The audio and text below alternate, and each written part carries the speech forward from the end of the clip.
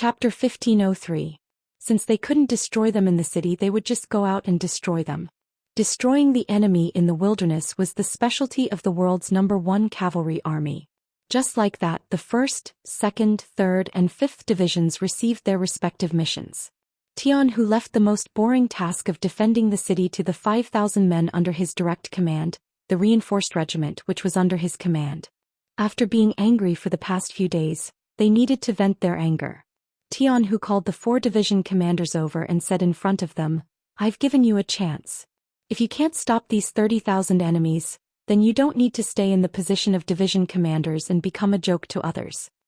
No matter what method he used, Tian who was able to raise the morale of the 4 division commanders. When Xianxia led his army to the city gates and saw the tightly shut gates, he angrily cursed. The flags of the Ilkhanate that were originally placed on top of the city gates were all pulled out and thrown onto the city walls. Instead, they were replaced with bright-colored flags of the 5 stars. Tian, who also officially appeared on the city walls and ordered the soldiers below to use their bows and arrows to shoot down from above. The arrows fell like rain and landed in the Mongolian army's camp, causing waves of mournful cries. Tian, who took the initiative to attack, which was equivalent to giving the order to attack. Outside the city, the 4 cavalry divisions that had been lying in ambush, a total of 40,000 men, suddenly appeared. They locked down all the escape routes of the Mongol army and charged in from the outside, reaping the lives of the Mongol cavalry. The world's #1 cavalry army's warriors, who had been fighting with all their might, finally had a chance to vent their anger. At this time, they all wanted to bring out all their skills and use all their strength to wave their arms. Therefore, they could only use 90% of their strength, not 80%. The First Army's cavalry was so fierce, and with the sudden attack, they quickly broke through the 3 defense lines that Xianxia had set up. Seeing that the 4th defense line was about to be broken, Xianxia's face became incomparably pale. He did not know why his own Khan Dabili had been captured. He did not know at all. He also did not know why these 5-star troops appeared here. All he could do now was to reprimand General Dexy, and reprimand him and the Kazakh cavalry for their incompetence. In his view, there were 20,000 Kazakh cavalry, and with his 10,000 troops, there were 30,000 people. The Han army only had 40,000 people, which was 10,000 more than them. Even if they couldn't win, they shouldn't have lost so miserably. It was impossible that they didn't even have a chance to break out. He completely treated General Dexy as his subordinate and scolded him. Even Alateng couldn't stand it, not to mention General Dexy himself. No matter what, he is still a general of the Kazakh Khanate and not a subordinate of Xianxia Khan. Even if you have something to discuss, you should discuss it with him and not scold him like a dog. After being scolded, the anger in Dexy's heart was getting bigger and bigger. This time when he came to the battlefield, he didn't have any opportunity to show off. He encountered Xianxia and was brought here. Then he was inexplicably attacked. If it was anyone else, they would have already been incomparably depressed. This scolding made his heart even angrier, but he didn't have a suitable opportunity to vent. "Enough, I am a general of the Kazakh Khaganate, not your Ilkhanate's general." At this moment, Dexy wanted to shout out his thoughts. But he didn't dare to do so. Among the Khaganates, Kazakh was the first to fight with the 5-star army. Because their geographical location was very close to the Ili region, they had invested a large number of troops early on. As a result, their losses were very serious. For example, Janelbek Khan's younger brother, Keliai, was captured by the 5-star army. Many of the country's generals were killed, and a second-rate general like Keliai was now in charge of military power. Dexy had some ability, otherwise he wouldn't be in charge of 20,000 soldiers. But his personality was too weak and he was a bit timid. Because of this, his career had never been smooth.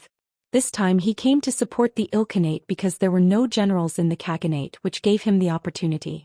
If it was anyone else who was scolded like this by Xianxia, they would have been furious and refuted.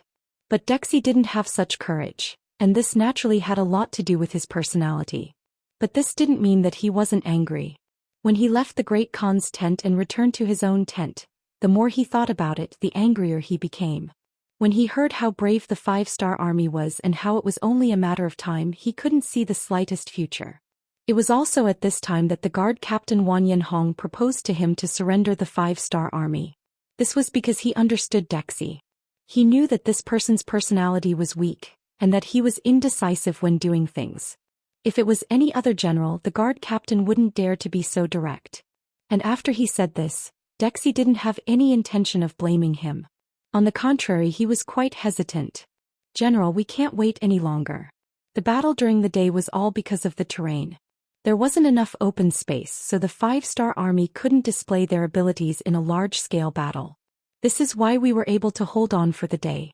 Once we wait until tomorrow and face another fierce attack, I'm afraid we really won't be able to hold on." Guard Captain Wang Yanhong saw that Dexy didn't say anything and didn't make a decision, so he helped him analyze the situation of the battlefield. Being pressed hard by Wang Yanhong, Dexy replied, "But will the 5-star army accept our surrender? If they treat us like normal captives, then what's the point of surrendering and living a life worse than death?" Seeing that Dexy was wavering, Wang Yanhong hurriedly said, "General, there's no good way out if we surrender like this, but at least we can keep our lives, right? The current situation is that the 5-star army is too strong. This lowly one will say something disappointing. This time not only will the Ilkhanate be finished, even our Kazakh Khanate won't be any better. If things go wrong, our Khanate will be destroyed. Right now we won't get any benefits from selling our lives to those people. This can't be." Dexy raised his head, his face filled with fear and uneasiness. "How can it not be? Think about how strong the Golden Horde is, but in front of the 5-star army, won't it still be destroyed? Although our Khanates don't look weak, we're all fighting for ourselves. Under these conditions, how can we be a match for the 5-star army? Today the Ilkhanate will be destroyed. Next time it might be someone else. Actually, we can be considered lucky." Wang Yanhong sighed. "Lucky? What do you mean?" This made Dexy a bit confused. "General, think about it. We were the first batch to come into contact with the 5-star army. If we surrender now, we'll have more chances to gain merits. This lowly one heard that in the 5-star army, there are many soldiers and generals from the Golden Horde. Some generals even lead large armies. It must be because the 5-star army is developing too quickly and there aren't enough generals. But speaking of which, isn't this an opportunity for people like you? As long as you seize the opportunity, you can completely transform into a general of the 5-star army. That would be the best-case scenario. Becoming a general of the 5-star army, is that possible?" Dexy shook his head, his face filled with disbelief. "What's impossible about it? Even if it's impossible, so what? Even the Khan's younger brother, Kelii, has been captured. Even if we surrender, it won't be a shameful matter. Not to mention there's an opportunity to make a contribution right in front of us. As long as we can grab hold of it, who can say what the outcome will be?" Wang Yanhong looked at Dixi with a hopeful expression. What opportunity to gain merits? Dexy clearly thought of something, but he still wanted to get confirmation from Wang Yanhong. It was because he understood his general too well that Wang Yanhong didn't hesitate to whisper, "Capture Harsan Khan. This is the opportunity for you to gain merits." No, the other party is the Khan of a Khanate. We can't do that." Dexy quickly shook his head and refused. He was used to being a subject. Now that he was suddenly asked to capture the Khan, it was no wonder he had such a big reaction. Wang Yanhong anxiously sighed in his heart. He knew that persuading him wouldn't lead to any good results, so he simply closed his mouth and walked out of the tent. When Wang Yanhong walked out of the tent, the few Kiliarchs waiting outside walked up and asked with a hopeful expression, "Captain Wanyan, how is the situation?" These people were either afraid of the 5-star army's strength and didn't want to die, or they saw the situation clearly and knew that they couldn't win even if they continued fighting. There were also people who wanted to change sides. In the face of no hope, they wanted to make their own choice and live a different life. In short, these people were all generals who wanted to surrender to the 5-star army. There were a total of 7 of them. In this army of 20,000 people, they were quite a force to be reckoned with. Seeing these people's eyes filled with hope and fighting spirit, Wang Yanhong opened his mouth and said, "The general is still hesitating. He hasn't made a final decision yet." How can we do that? It's dark now, so the 5-star army won't attack. However, when the sun rises, they won't wait any longer. Right now, the soldiers in the army are scared to death. They are all frightened by the strength of the 5-star army. If this continues, we won't be able to hold them off tomorrow. Are we all going to die here? Yes. We don't want to die yet. We must convince the general. Chapter 1504. Translator. Endless Fantasy Translation Editor. Endless Fantasy Translation. Yes, we have to convince the general. Listen to my instructions. Wang Yanhong nodded. How could he not see that the army had lost their will to fight and morale? How could they win a battle with such an army? Right now the only option left for them was to surrender. Since Dishi couldn't understand, they would force him to make a decision. Wang Yanhong's eyes flashed with determination. He had been by the general's side for so many years and he knew what he had to do to convince him. Under Wang Yanhong's leadership, the generals quickly gathered together to discuss a plan. In less than an hour, Wang Yanhong returned to the tent. After all, as the captain of the personal guards, his duty was to protect the general. When Wang Yanhong entered the tent, he saw a scene that made him exasperated. This was because Dishi was already sound asleep and was even snoring. It was really unimaginable that the general could still sleep when the war was so tense. One had to admit that he had a big heart. This also proved that the general didn't have any intention of rebelling. It was also because of this that Wang Yanhong was firm in his decision.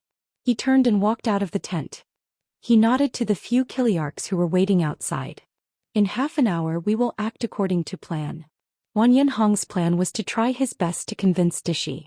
If it really didn't work, then the only way was to mutiny. For the sake of his brothers and himself, he was willing to be the bad guy. After Wang Yanhong said this, he turned and went back into the tent. He laid down on the fur mat in the corner of the tent. That was originally a place for him to rest.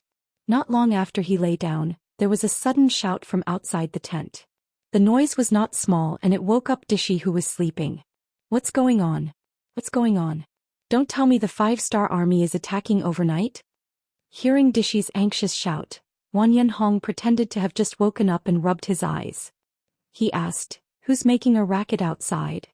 This. Following this voice, several figures walked into the tent. Upon closer inspection, they were none other than the Kiliarchs who had been waiting outside for news. All of a sudden these people squeezed into the tent, making it seem a little crowded. Dishi was also shocked by these figures. He instinctively reached for the scimitar beside the bed. Fortunately, Wang Yanhong stood out and blocked Dishi. He then looked at these Kiliarchs with a questioning expression and shouted, "What are you doing?" "Captain Wang Yan, don't panic. We are here to report the military situation." The leading Kiliarch knelt on the ground with a thud and said in a tearful voice, "Reporting to General, this lowly one has just spent a lot of money to obtain information from Ili Khan's army. Harsan Khan has already ordered us to take the lead and launch a counterattack against the 5-star army tomorrow morning, and then kill a way out for them. General, there is no need to mention the strength of the 5-star army. What is the difference between doing this and committing suicide? Harsan Khan is not our Kazakh great Khan. There is no need for us to make such sacrifices for him." "That's right. They don't even see us as humans. There is no need for us to work for them. General, please give the order. We will break out of the encirclement tonight. Even if we die, we will not serve Harsan Khan." The generals below all spoke one after another, expressing their strong dissatisfaction with Ili Khan Harsan Khan. When Dishi heard all of this, his face turned even redder. At this time he had no time to distinguish whether this news was true or false. He thought of how Harsan Khan had cursed him during the day. He was already angry to begin with. He really wanted to ignore Harsan Khan and lead his troops to kill their way out. At that time it would be lucky if they could charge out, but if they couldn't, then it would be his fate to die on the battlefield. However, his hesitant personality came into play at this time. Dishi still hesitated. He didn't want his soldiers to be wronged, but he also didn't want to become enemies with Harsan Khan. Therefore he didn't know what to do. Looking at this time, Dishi still didn't make a final decision. Wang Yanhong, who was at the side, decided to press on and force him to make a decision. He stepped forward and said, "General, I can understand your feelings. As a subject, as a general, we should listen to the orders of the monarch. But the problem is that we are not people of the Ili Khanate. If the 5-star army didn't appear, then our 2 Khanates would have fought at any time. Is it worth it for us to protect such a person with our lives? Moreover, whether or not we can protect Harsan Khan's life is another matter. However, we brothers will definitely die here. Please take into account that we have all followed the general for so many years and give us a way out." A way out. Dishi once again remembered what Wang Yanhong had said to him. At that time, because of his many years of subordinate mentality, When he heard that he would do something unfavorable to the Great Khan, he didn't even think about it and refused. If he really did that, then he would be a traitor to the entire Khanate alliance and would be punished by everyone. He quickly shook his head and said, No, although Harsan Khan isn't our Great Khan, he is one of the Great Khans recognized by the Khanate alliance. As subjects, we can't have such thoughts. Generals, please don't say any more. Tomorrow morning I will find Harsan Khan and make him give up on the idea of sending troops to take the lead. Dishi's words were completely self-deceiving. With his personality, how could he argue in front of Harsan Khan? Obviously he couldn't. This was just his words of comfort. It was because he didn't have the courage to make a choice and didn't have the courage to say no to his superiors that he had to lie to these Kiliarchs. This was a matter of the inheritance and education of the Khanate. In order for their rule to be passed down for 10,000 years or even longer, these Great Khans had instilled in their generals, soldiers, and people the idea of loyalty to the Great Khan. They let them know that the Great Khan was the chosen one and they could decide all life and death. On the other hand, no one was allowed to have any thoughts about the Great Khan. Otherwise, it would be going against the will of the heavens and everyone would have the right to punish them. It was this product of Dexi's education that made him want to protect the safety of the Great Khan even in the face of life and death. Even if the Great Khan was not from his own country, he was still very important in his eyes. Alright, everyone disperse first. Harsan Khan said that he has already reported this matter to the outside. Soon there will be reinforcements coming. As long as we can hold on until then, everyone will be fine. At that time Harsan Khan will definitely reward us according to our contributions, haha. Dishi wasn't stupid and knew how to use this method to unite the people. He gave everyone hope and drew a beautiful blueprint in front of them. This way not only could he stabilize the people's hearts, but when the battle broke out, everyone would be able to use their full strength.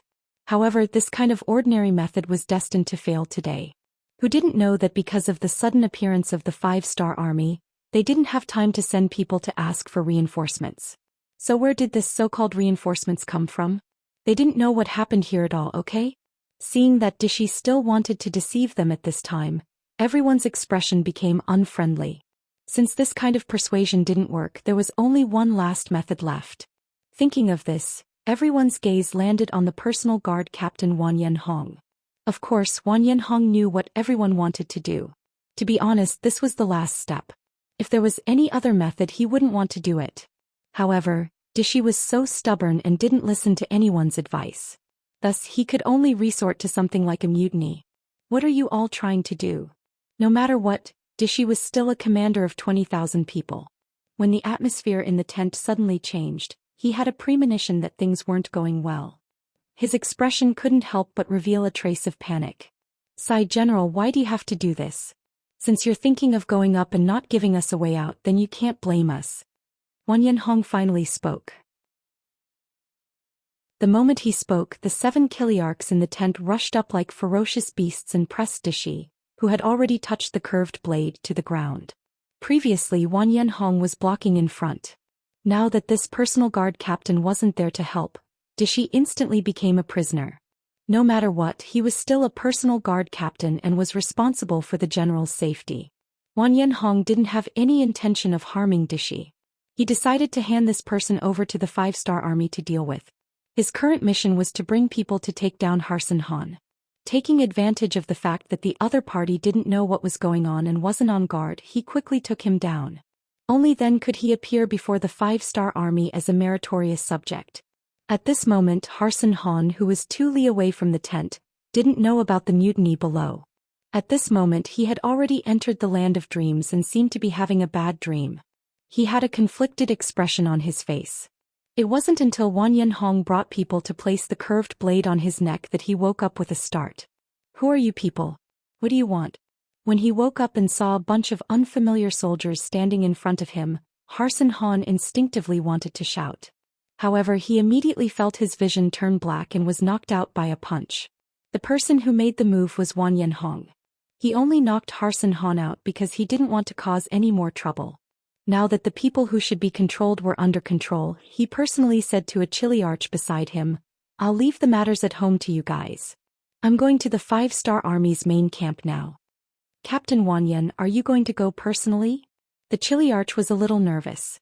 In his opinion, before he understood the five-star army's attitude, there was no harm in sending someone else to communicate with them first. It was the best plan. Yes, I'll go personally. If I send someone else, they won't be able to explain clearly. Wang Yanhong chuckled. Then he brought a healthy horse and galloped out of the main camp. Chapter 1505. At midnight, the five-star army's camp was very quiet. Other than the soldiers on duty, the other soldiers and officers had already gone to bed early. There was still a tough battle waiting for them tomorrow. Without sufficient physical and mental strength, it would be impossible. However, in the main tent, Taimur and the other three division commanders were not sleeping.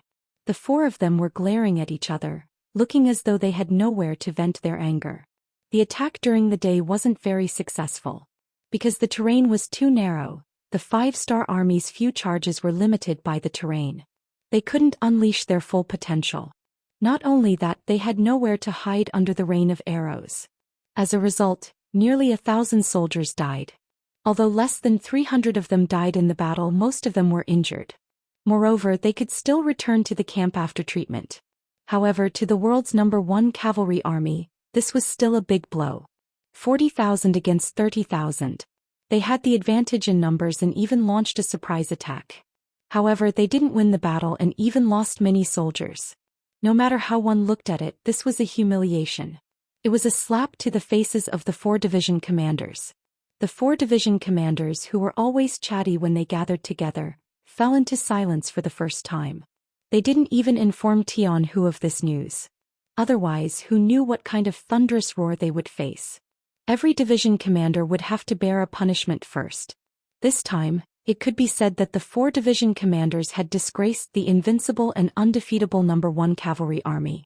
What made the four division commanders even angrier was that tomorrow's attack wouldn't be too smooth. They knew that there was no way to retreat. If the enemy fought with their backs to the wall, even if they won in the end, they would have to pay a heavy price. They had the advantage in numbers but still had to pay a heavy price. This was something the four division commanders couldn't accept. Of course, it wasn't that there wasn't a better way. For example, they could surround the enemy and not attack. After a long time, the enemy would have to surrender when they ran out of food and water.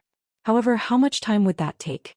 Seeing that all the armies and divisions were seizing every second to gain merits on the battlefield, they had no choice but to surround the less than 30,000 enemies and wait here. This was not something that a powerful army like the #1 cavalry army in the world should do. Sigh, if only we had the Cold Vanguard Division to cooperate with us, 2nd Division Commander Lu Duo couldn't help but say. Of course, everyone understood that with the Cold Vanguard Division present with their firearms advantage, they would only need to fire at the Mongol army from time to time, and they would be able to beat them until they cried for their parents. It was not impossible for them to surrender without fighting. Alright, in the past we didn't need the help of the Cold Vanguard Division. Now we can do the same. Let's think of a better way. The 5th Division's division commander Gong Feng spoke up. Speaking of which, among the 4 division commanders, he was the last to enter the 1st Cavalry Army. However, the other 3 division commanders did not dare to treat his words carelessly. Who didn't know that Gong Feng's teacher was Yang Chendong? With this relationship, he was someone who could reach the heavens. This was something that Taimur Lu Duo and Hubo could not compare to. After complaining, the 4 of them sat together to think of a solution. However, due to the narrow terrain, they really didn't have any good ideas.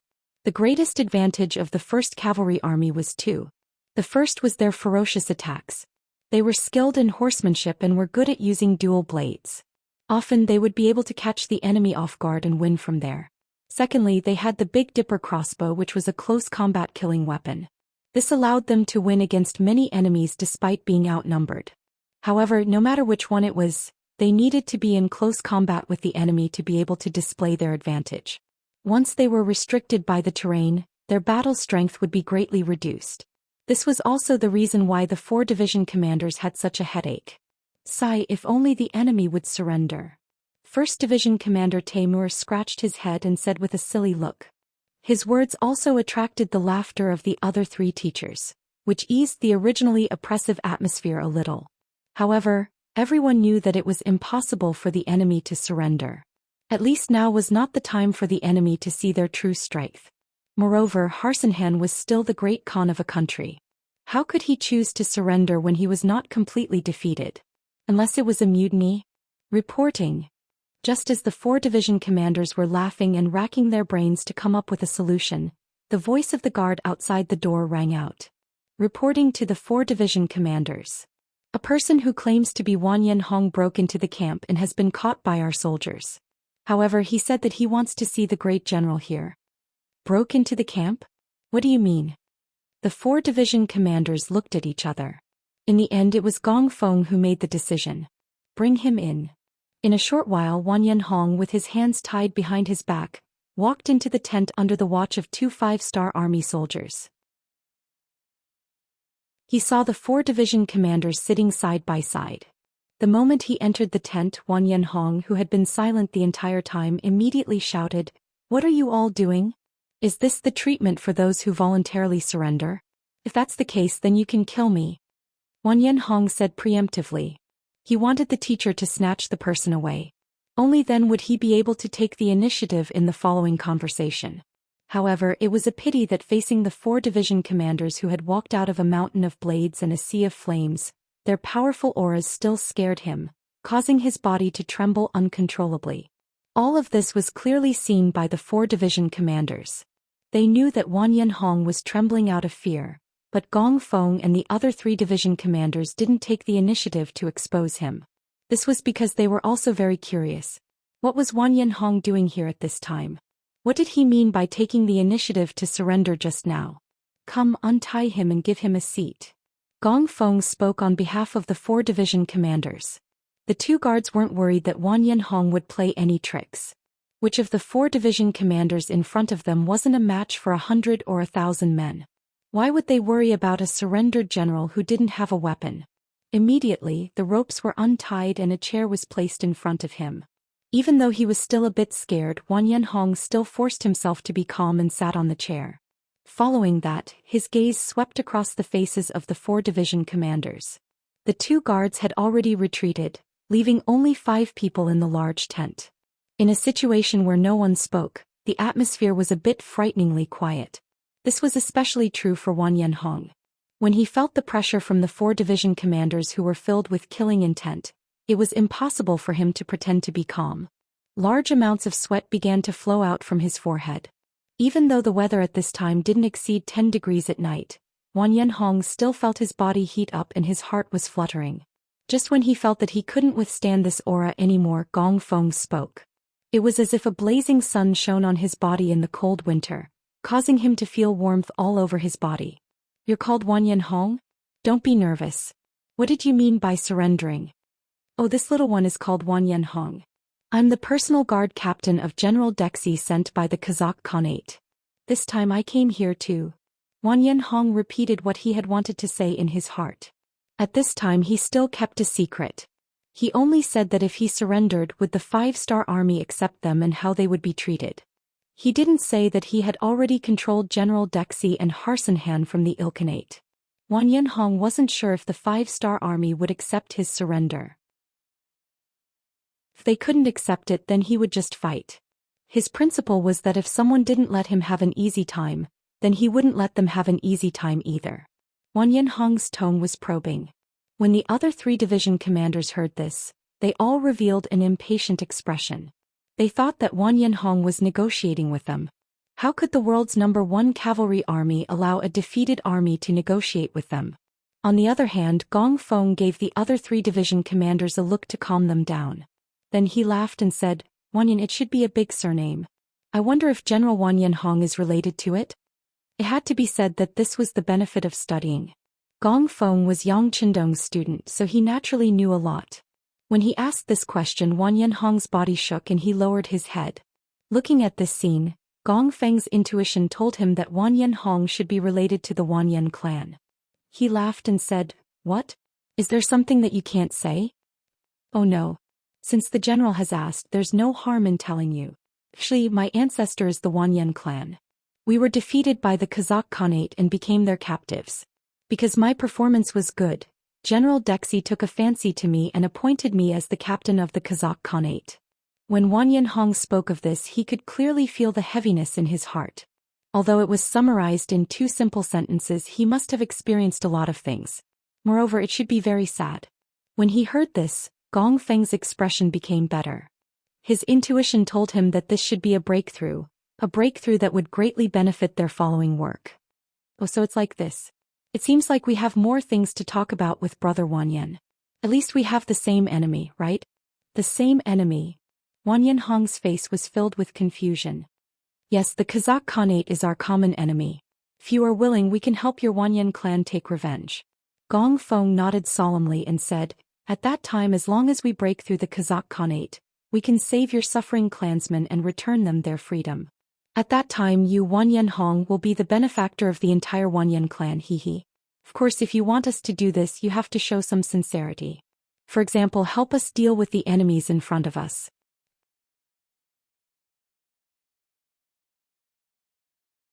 Chapter 1506. When Wanyan Hong heard that he would be the benefactor of the Wanyan clan, he was stunned. He didn't even hear what Gong Feng said next. He only knew that the 5-star army was willing to return the freedom of the Wanyan clan after destroying the Kazakh Khanate. This was what all the Wanyan clan members wanted the most. Previously, he chose to betray General Kashi's order because he didn't want to die here. His Wanyan clan was still in deep trouble. If he couldn't save them, he wouldn't be able to die in peace.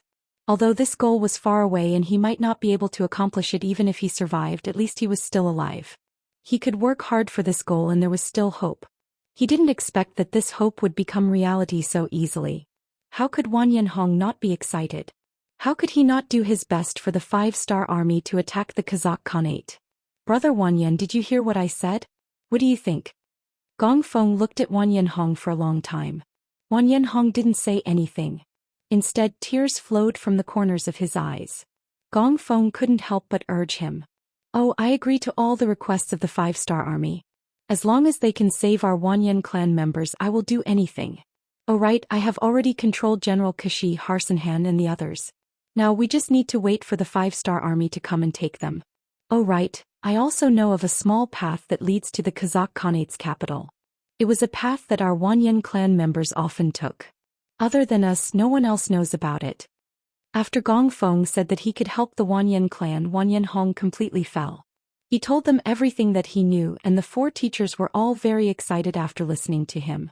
Just a moment ago they were still having a headache about how to deal with the 30,000 enemies in front of them with the smallest price. Now not only was this problem solved, the direction of their campaign was also pointed out. For a moment the 4 division commanders couldn't help but laugh. Herat City. In the capital of the Timur Empire, Great Khan Amur was furiously cursing Harsan Khan's stupidity. At this time, Khan Amur still didn't know that Harsan Khan had already become a captive of the 5-star army and had been betrayed by his own people. All his attention was now focused on the crisis in front of him. Ever since he took over the position of Grand Khan of Timur from Abu Said Mirza, Amur had wholeheartedly wanted to strengthen the Timur Empire, and this was his lifelong goal. However, some goals were easier said than done. It had to be said that Amur had a clever side to him. In order to achieve this goal, he had intentionally pretended to be unambitious. He had even turned a blind eye to the conflicts between the other nearby Khaganates, giving others the impression that he was a man who ruled without doing anything and had no ambition. In fact, he just wanted to use this method to reap the benefits. Seeing these Khaganates fighting in a group, consuming their own strength, and once they were seriously injured, it would be time for him to open his bloody mouth and seize the fruits of victory. This was what he thought and did. Recuperating and building up strength was only for the sake of accumulating strength. When the 5-star army suddenly appeared, he was even more overjoyed. With such an enemy coming out to disturb the situation, it was impossible for those Khaganates who wanted to protect themselves to not send out their troops and expend their resources. At that time, as long as the 5-star army was driven away, he would be able to pacify the entire region and establish a powerful Khaganate. But he never expected that the 5-star army would win many battles with a thunderous momentum, bringing great pressure to the Khaganates. This kind of pressure made Amur feel that he couldn't bear it anymore. What he wanted was for the 5-star army to disturb the situation, not for the other party to be strong enough to destroy all the Khaganates. If that was the case, how could he achieve his goal?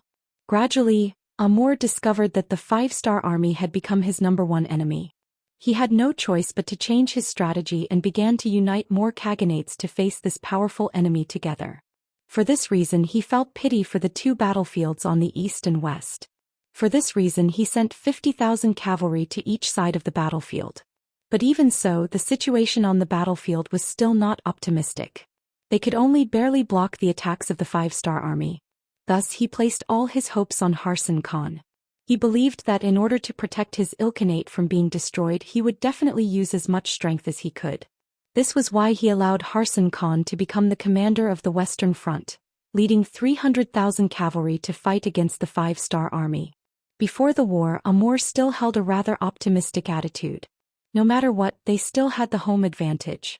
As long as they could fight a war of attrition with the five-star army, after a long time, the other party would definitely retreat without reinforcements and logistical support. At that time, the other party would have failed once and it would be even more difficult for them to enter this territory again. Perhaps they wouldn't be able to carry out a second expedition in their lifetime. In that case he would be able to carry out his plan of annexing the various khanates and strengthening the Timur Empire.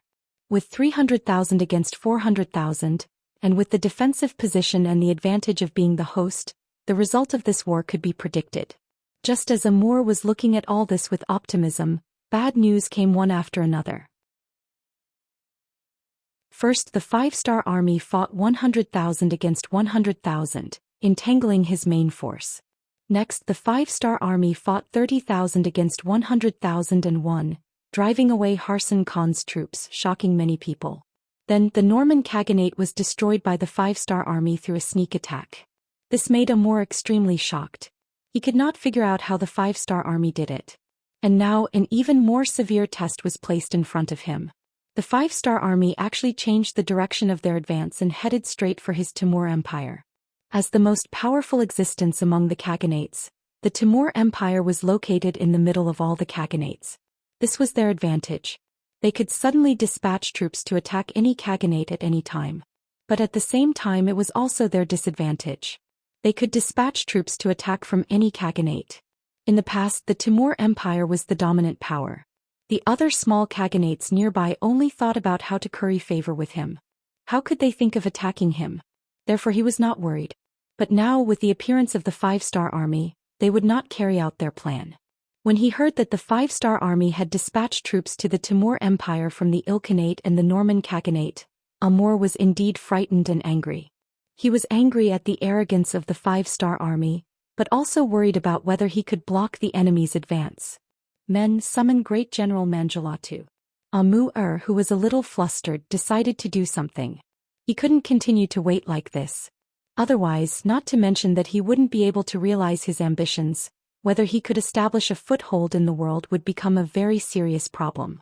Manjalatu was fully deserving of the title of Great General of the Timur Empire. This person was extremely capable. On the battlefield he was also known as the King of 100 Victories. It was rumored that when the nearby Khaganates heard his name, children would stop crying. From this, it could be seen how influential he was. After being summoned into the hall, Manjalatu strode in front of Amur. Without waiting for him to salute, Amur asked in a hurried tone, "Great General, you should be aware of the situation. Do you have any way to deal with the enemy? It's just a two-legged sheep. It's not a big deal." Manjalatu, who was not tall and had a face full of beard, smiled conceitedly with a look of indifference. For some reason, after seeing Manjalatu's performance, Amur, who was originally somewhat anxious, calmed down a lot. "Oh, but what is the Great General's arrangement?" "It's very simple. We'll just have to deal with whatever comes our way. The enemy is coming from afar. Their provisions will definitely be insufficient. We only need to fight a war of attrition with them. We can delay them until they have no choice but to retreat. Moreover, our Timur Empire has a lot of water plants, mountains and lakes. We can use this advantageous terrain to deal with them.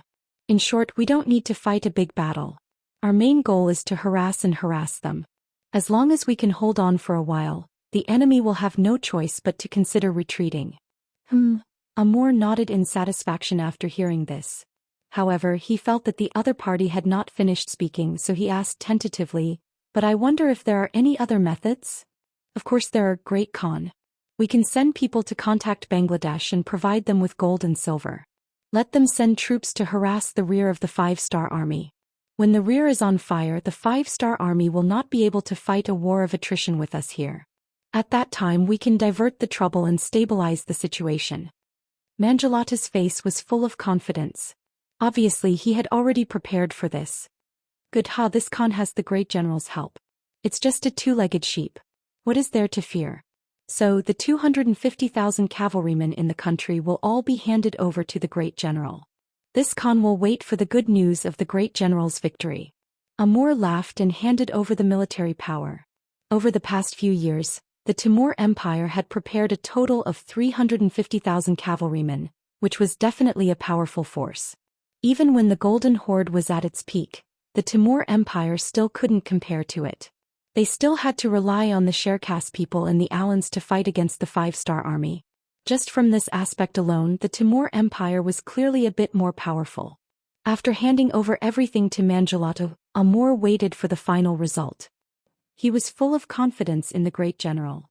At this time, Yang Chendong, who was rushing from the Ilkhanate to the Timur Empire, also learned about Mangelatu from the intelligence department.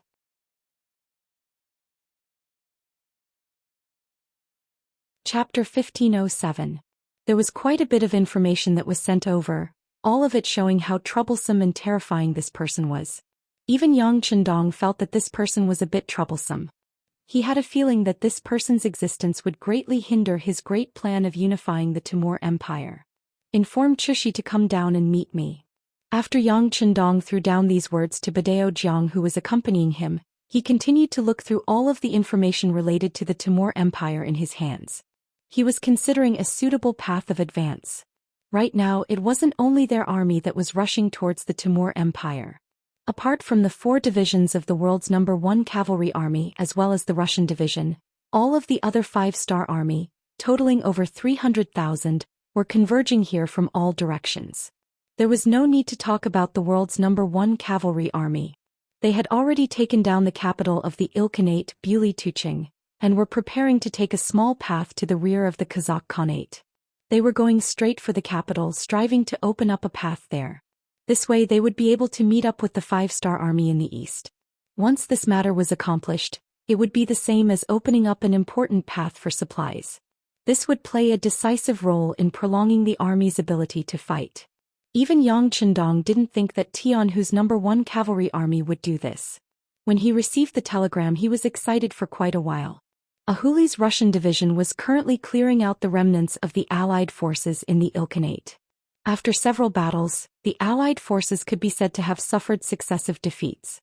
The original 300,000 Allied forces were now reduced to less than 60,000.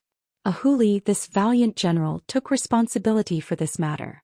It had to be said that he was worthy of being someone who had once been a great Khan. He really did have a way of leading troops. According to the telegram, Ahuli had already fought against the Allied forces of the Ilkhanate 8 times, and suffered defeat once. Apart from these 2 armies, Yang Chendong had mobilized all of the forces he could currently mobilize.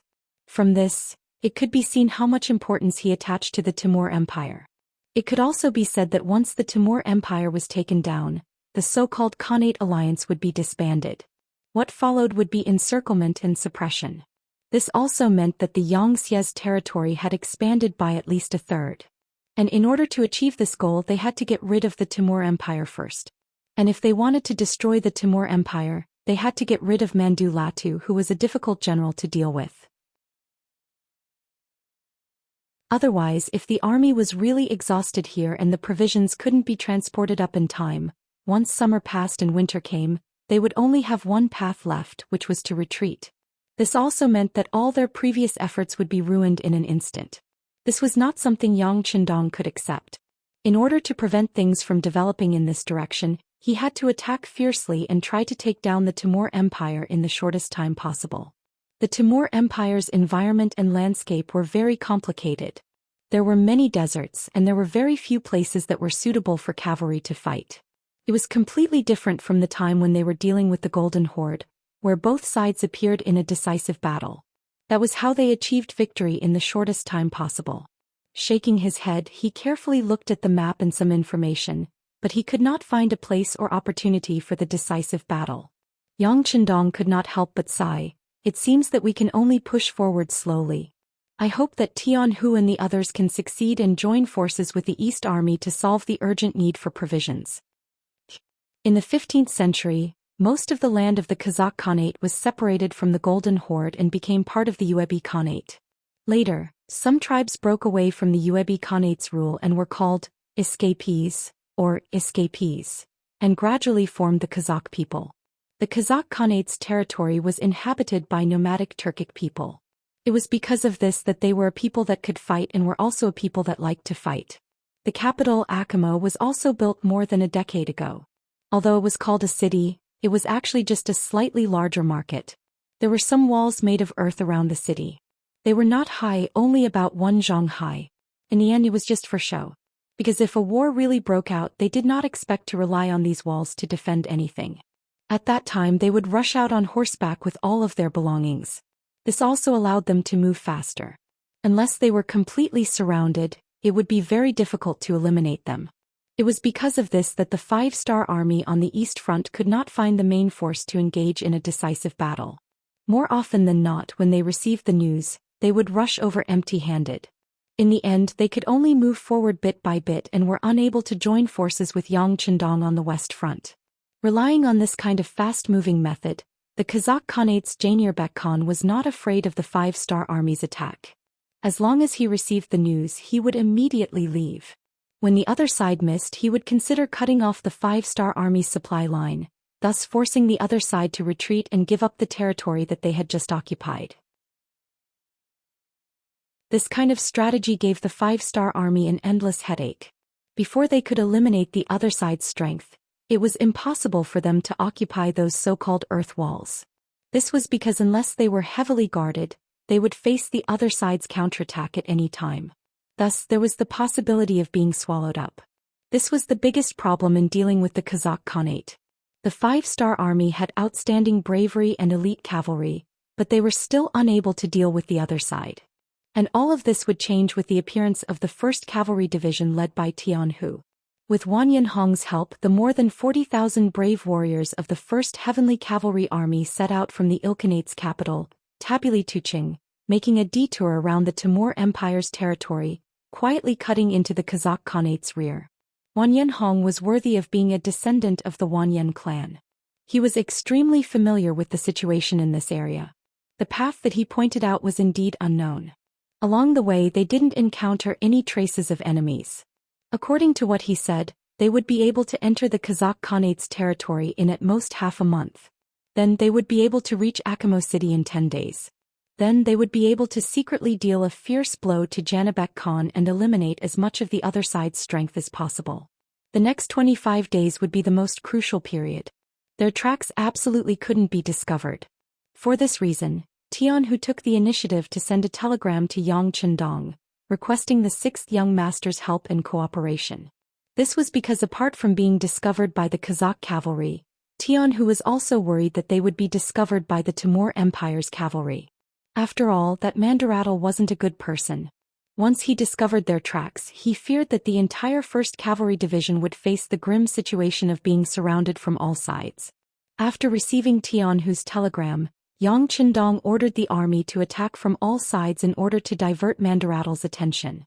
At the same time, all of the Air Force's hot air balloons were deployed as guides. In other words, once the hot air balloons discovered the target, they could also drop explosive packs from the air before the 5-star army's cavalry arrived. In short, they couldn't let the Timur Empire's soldiers be idle. They had to create a feeling of war everywhere. This way they wouldn't have the time to care about anything else. This would create an even more favorable situation for the 1st Cavalry Division to advance. The 5-star army launched a frenzied attack. Almost every day there would be large and small-scale battles. Under Mandaratl's command, the 250,000 Timur Empire's cavalry also launched multiple attacks. Using their understanding of the environment, they started a game of hide-and-seek with the 5-star army. They were very skilled in using Sun Tzu's art of wars.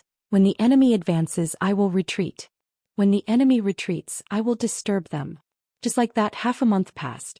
The 5-star army launched many attacks, but the results were few and far between. The army was also exhausted. Yang Chendong finally received a telegram from Tian Hu. They had successfully passed through the Timur Empire and entered the Kazakh region.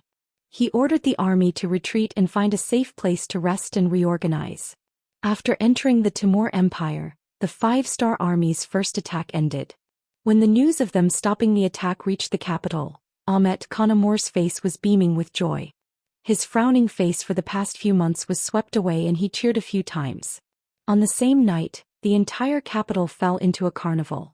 Especially Great General Mandaratal, everyone killed sheep, ate meat, drank wine and played all night.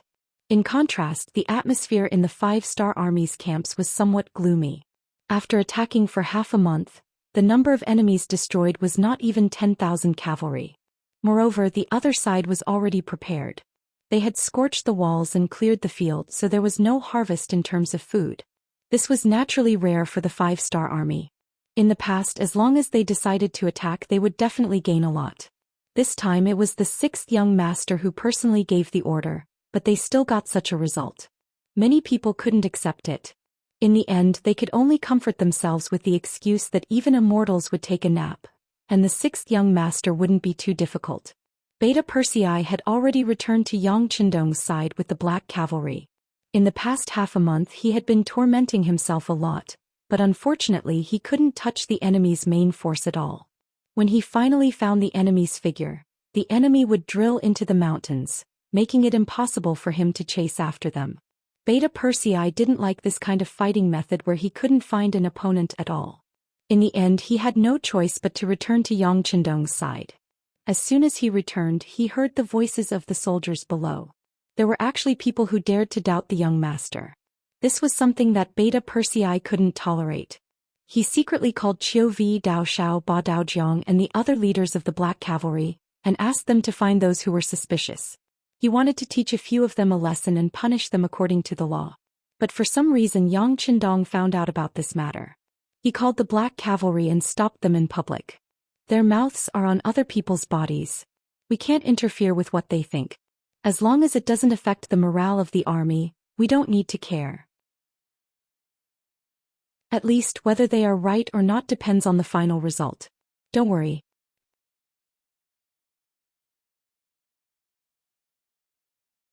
Chapter 1508. Yang Chendong said these words so confidently, but when they fell into the ears of Beta Persei and the others, they had no choice but to suppress the anger in their hearts. But at the same time this confidence infected them. The matter of Tian Hu entering the Kazakh Khanate is top secret. In order to prevent it from being leaked, Yang Chendong didn't even tell Beta Persei about it. It's not that he doesn't trust them, but he's worried that after telling them, these people will talk about it in a moment of happiness. If this news gets out, it will be bad. Since it's easy to cause all kinds of problems, it's better not to say it. It just so happens that he also took this opportunity to see what kind of performance the other senior generals in the army will have. If someone is full of complaints because of a moment of dissatisfaction, or even has other ideas, it's tantamount to a pleasant surprise, and he can get rid of such a black sheep. For this reason, a total of 120 intelligence personnel were secretly sent to the various armies and began to investigate the reaction of all sides. Time passed day by day like this. 4 days later, outside the general's mansion in Herat city, Chuashij came with 2 jonins to collect some things. Before the war began, they were sent here to carry out the decapitation operation and get rid of the great enemy, Mandaratu. But from the moment he received this task, Chuashij knew that this task is not easy to complete or even impossible to complete. However, even though he knew this, he still had to come because this was Yang Chendong's intention. No matter what kind of thoughts this Han held, since he had spoken, he had to carry it out. Just like Yang Chendong never believes in aliens, Chuashij also doesn't completely believe in Yang Chendong. Although all the training costs are now paid by Yang Chendong, in fact the two sides are more of a cooperative relationship. After all, ninjas have been taught for hundreds of years. In their bones, the Japanese Empire is their home, their root. Now they have to live for the people who once destroyed their roots, which is a bit unacceptable from a psychological point of view. On this point, not only was Chushi aware of it, he believed that the other 2 special ninja brothers, Kitamura and Yui Suzuki, were also aware of it. The 3 of them had made a lot of preparations for this. For example, they had secretly accumulated money and made all sorts of preparations to leave the 5-star army. It had to be said that in some aspects Yang Qindong was very generous. In order to make the ninjas work for him, any materials they request every month will be fully satisfied. Every time he was able to save 20%, it was not a small fortune. Over time he had accumulated quite a lot over the past few years. Just as he was about to become independent, Blowing Stone received the order to be transferred to the front lines. Because he wasn't fully prepared, Blowing Stone had to say goodbye to his two brothers and come here. The last time he was ordered to protect Yang Qindong, Blowing Stone wanted to see if he could use Ivan to kill Yang Qindong. Unfortunately, Ivan was an impulsive young man, he wasn't fully prepared. Blowing Stone thought that even if he wanted to go easy on Yang Qindong, he wouldn't be able to hurt Yang Qindong. This is because they know that in terms of individual combat power, King Wunan of Damyang is even more abnormal. Although they have never seen him in action, they heard that even the strongest black cavalry can't be his opponent. This can be seen from Yang Qindong's disappearance and the defeat of Yeshen's 30,000 Walla army. This person clearly has a backup plan, in other words he doesn't fully trust him.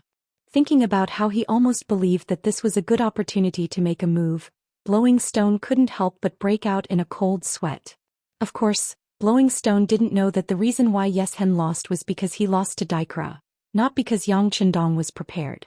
Not knowing the truth, Blowing Stone thought that he didn't have Yang Qindong's trust at all. Because of this, he also had other thoughts about this mission.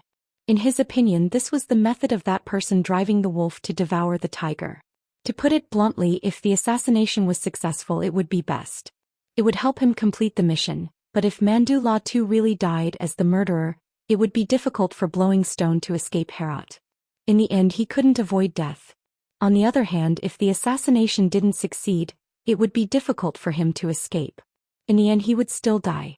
If that was the case, Yang Qindong wouldn't be sad because in that person's eyes, he was someone who couldn't be trusted. If he died, then he died. Therefore, this mission was basically a dilemma. If he made a move, he would die, but if he didn't, he would be disobeying orders.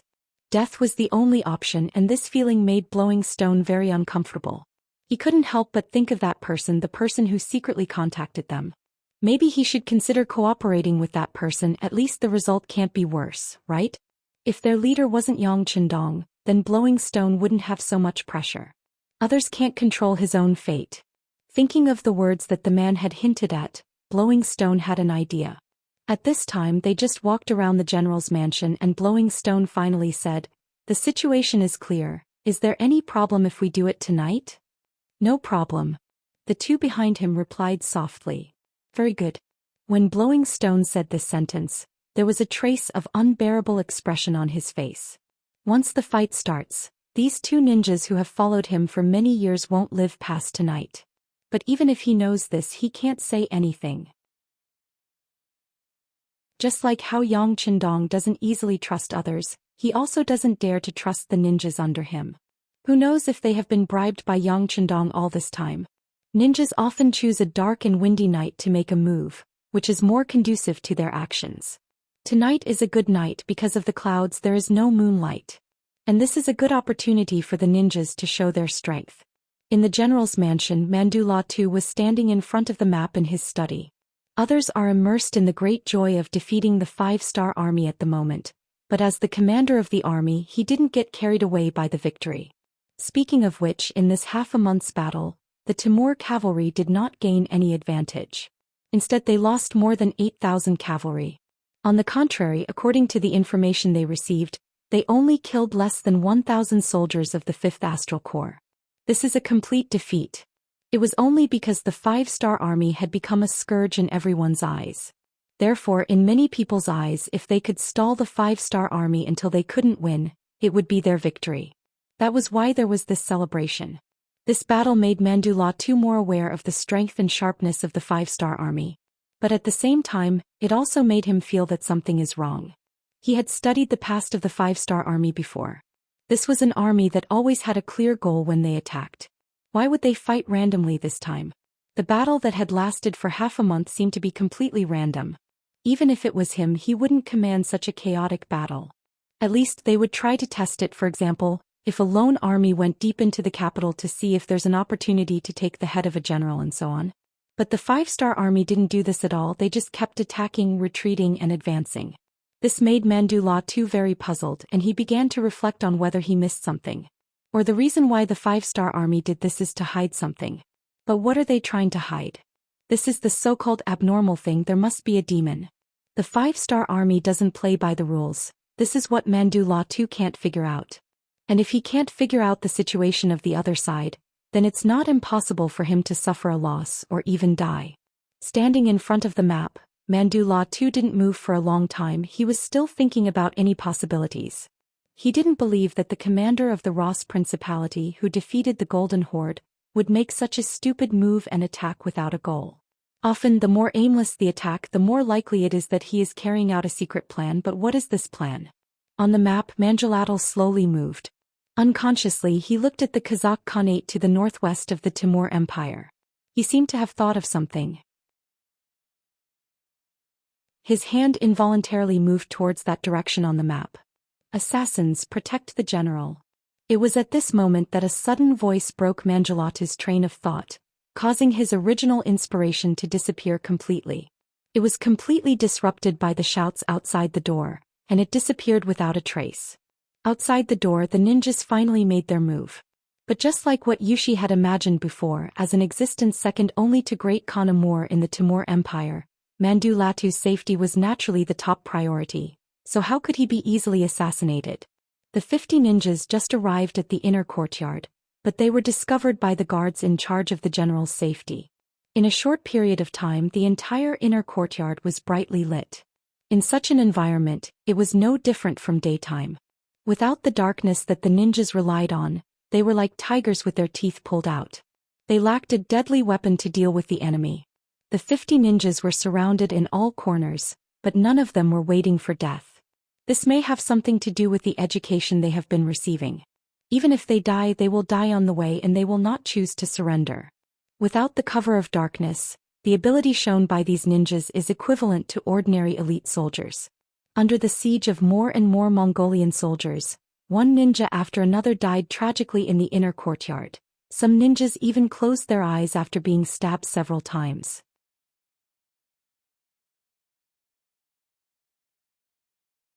Chapter 1509. In a small courtyard on a street not far from the general's mansion, a black shadow wearing a black suit was sitting there with his eyes closed. He was one of the special ninjas of the Wa province. Just a moment ago he had led 50 ninjas to sneak out of the great general's mansion. But unknowingly he had retreated. Yes, he had betrayed his ninjas in order to save his own life. And all of this was not because he was afraid of death, but because he had a greater goal to achieve, such as the independence of the ninjas. In order to achieve this goal he did not hesitate to sacrifice the lives of these 50 ninjas. And from this moment on he would temporarily disappear from everyone's sight. He would look for that person, the person who had given them the hint. Perhaps that person was the only hope for them to escape from the great general's control and regain their freedom. In the great general's mansion, the assassination was over after half an hour. All of the ninjas were killed, and the Mongolian army had paid a price of 130 people. From this, it could be seen that the individual combat strength of a ninja was still very strong. Even if they were surrounded, even if they could not show their best side, they still managed to injure their opponents. Manjulatul was inspecting the corpses on the ground under the close protection of his personal guards. After the experienced people confirmed that these were the legendary ninjas of the Japanese Empire, there was not a trace of fear on Manjulatul's face. Instead he laughed as if he had survived a disaster. He finally figured out why the 5-star army had done so much useless work for half a month.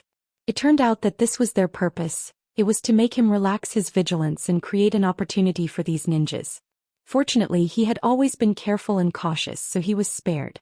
As if he had finally figured out the matter, Manjulatul's face was full of a sense of relief. He wanted to see what tricks the 5-star army had up their sleeves. At the same time he wanted to hang the corpses of these assassins on the city wall. He wanted to let everyone know that the Han people had tried to assassinate him. He wanted everyone to know that he, Manjulatul, was not afraid of being beaten and he could not be killed. The personal guards moved quickly. In just the morning, the corpses of the 50 ninjas were hung on the city wall for all the Mongolians to see. Among them were members of Xianxia's intelligence department. They quickly sent the news back by telegram and asked for instructions on what to do next. Yang Qindong was not surprised when he heard the news. If Manjilatal could be killed so easily, then he wouldn't be worthy of being the 5-star army's opponent. Let them investigate. Check all the deceased and record their appearances and specific numbers. They're all heroes. If they have family members, they should be compensated generously. This matter seemed to have passed just like that. In order to express his anger, Yang Qindong even intentionally sent out 5,000 cavalrymen to search for the main force of the Mongolian cavalrymen, intending to have a decisive battle. Unfortunately, even though Manchukuo was prepared, he still couldn't find anything. On the other hand, the 5-star army didn't dare to advance too far due to the lack of food. In the end, they had no choice but to retreat. Along the way from the Golden Horde, they had already used up 70% of the food they brought. With less than 30% left before new food arrived, it was impossible for the army to advance without a goal. Unless they could find the main force of the Mongol army and fight them, or they had new rations to replenish their supplies, the 5-star legion could only retreat from here and find a way out. The battlefield fell into a stalemate. Mando La too looked at this scene silently. He even had a bold idea. Before winter came, if the 5-star army still held on and didn't retreat, he would launch a large-scale counterattack. He wanted to see what kind of fighting strength an army without food and soldiers without enough to eat could have. On the battlefield, the 5-star army's main force seemed to have fallen into a passive state. With the cooperation of Wang Yanhong, Tian, who finally brought the main force of the World Cavalry Army to the outskirts of the Kazakh capital Akhmo. On a nearby hill, Tian, who used his binoculars and could already see the short earthen walls. He could also see many Mongolian citizens carrying out various transactions within the walls. This is the capital of Kazakh. Tian Huyu asked with a hint of doubt when he saw how simple and crude everything was. In fact, it wasn't even as good as a village in Crimson City. This was of course not a question but a sigh. Wang Yanhong saw this and didn't answer this question. Instead, he lowered his head in shame. Evidently, he also felt a bit embarrassed. After all, being poor wasn't something to be proud of. Alright, don't be sad. Believe me, once the people of your Wanyan clan become the people of our Yang family, their lives will certainly become better and better. There will be earth-shaking changes. At that time, your clansmen will thank you for generations. Hee. Feeling the change in Wang Yanhong's mood, Tian Hu patted the latter's shoulder to comfort him. Then he said to the 4 division commanders who came with him, "Have you all seen the terrain clearly? Remember it well. We will have a meeting when we go back. Tonight we will launch the attack." When he said this, Tian Hu also felt a bit relieved. This operation is a bit risky. Now that I think about it, I only listened to Wang Yanhong's side of the story. If something goes wrong, I'm afraid that the entire number 1 cavalry army will suffer a heavy loss. It's not an exaggeration to say that the 4 divisions and I might even lose our lives here. Fortunately, Wang Yanhong didn't disappoint him. The matter was finally completed. The target was right in front of him and he didn't show any signs of vigilance. This made Tian Hu very confident about the next attack plan. After bringing the 4 division commanders back to the camp 12 miles away, Tian Hu immediately ordered all the soldiers to take out all the food and finish it in one meal. This was to ensure that they had enough energy to complete the mission. In fact, even if they took out all the food, they would only be 70% full. After running continuously for such a long time, the World Cavalry Army's rations had already been depleted. This was the importance of logistics in a war. Since Yang Qindong established the 5-star army, he had never been so worried about food. In the past, when deciding where to send troops, he would always prepare enough rations in advance. In the process of battle, the rations would be continuously delivered through various channels. Even when they were fighting against the Golden Horde and the Ross Duchy, there were still millions of people working hard. Countless military provisions were sent from the Yang's provinces to the 3 eastern provinces, and then from there to the far eastern province. It seemed that Yang Qindong's war was like a hot knife through butter. But in reality, the credit of the logistics personnel couldn't be less. It was because of the logistics that the soldiers at the front lines could fight the enemy without worry. They didn't have to worry about not having food to eat, clothes to wear if they were cold, or medicine to use if they were injured. But when they entered the Ilkhanate from Eastern Europe, the 5-star army's pace was a little too big. Along the way, many places only surrendered and weren't destroyed. Naturally, they weren't considered Xianxia's territory. And it was because of the instability of their retreat that when the five-star army's main force left, they quickly went back on their words and didn't recognize Xianxia as their sovereign state. At this time, it was impossible to transport rations from there. If they insisted on doing so, they were afraid that no matter how much they transported, they would be robbed. In the end, not a single grain of rice would fall into the hands of the five-star army. And it was precisely because the rations were cut off that Mandula too confidently faced the five-star army and played guerrilla warfare. The five-star army couldn't find their main force and didn't know where the enemy's main cavalry was. They didn't dare to advance rashly. Otherwise, it would be easy for their retreat to be cut off and they would be surrounded one by one. The five-star army was strong, and their combat power was incomparable to that of an ordinary army. They even had a pure firearms unit like the Cold Front. If they faced the enemy head-on, they wouldn't be afraid of any enemy. But if the enemy used a sneak attack and made use of the terrain to launch a sudden attack, the five-star army wouldn't be able to withstand it. Especially in a situation where they were severely lacking in rations, the more they moved, the more they would consume. It was because of this that Yang Qindong placed all his hopes on Tianhu's world's first cavalry army. If they couldn't break through this time, then they would have to retreat without accomplishing anything. How could Tianhu not understand this? After being a high-ranking officer for so many years, he still had some foresight. Thus, he was even more clear about the importance of this mission. After returning to the camp, he called for the 4 division commanders. The 5 of them discussed for more than 2 hours and finally came up with the most reliable method of attack. In summary, they had to take down Akamo City and lure the enemy back for reinforcements. This would open up a path and opportunity for the five-star army's main force on the Eastern Front. As long as they could join forces with the five-star army on the Eastern Front, it would be equivalent to having a stable route for the transportation of rations. They could also use this route to continuously send in supplies needed for war. Regarding this point, Yang Qindong had already sent a telegram to the various armies on the Eastern Front 25 days ago to let them prepare. 4 division commanders, the 6th young master is watching us. The entire army is watching us. Next, it's time for the world's first cavalry army to perform. Remember, this time not only do we have to take down Akamo City, we also have to open up a safe route to the east. This mission will be handed over to the 2nd and 3rd division. Now, as the commander, I give you the authority to act as you see fit. If you encounter anyone who doesn't cooperate, you can end it on your own. You can kill without mercy and don't have to worry about anyone coming after you. If necessary, you can build a few more temples to warn others. As he spoke, Tianhu's body emitted a murderous aura.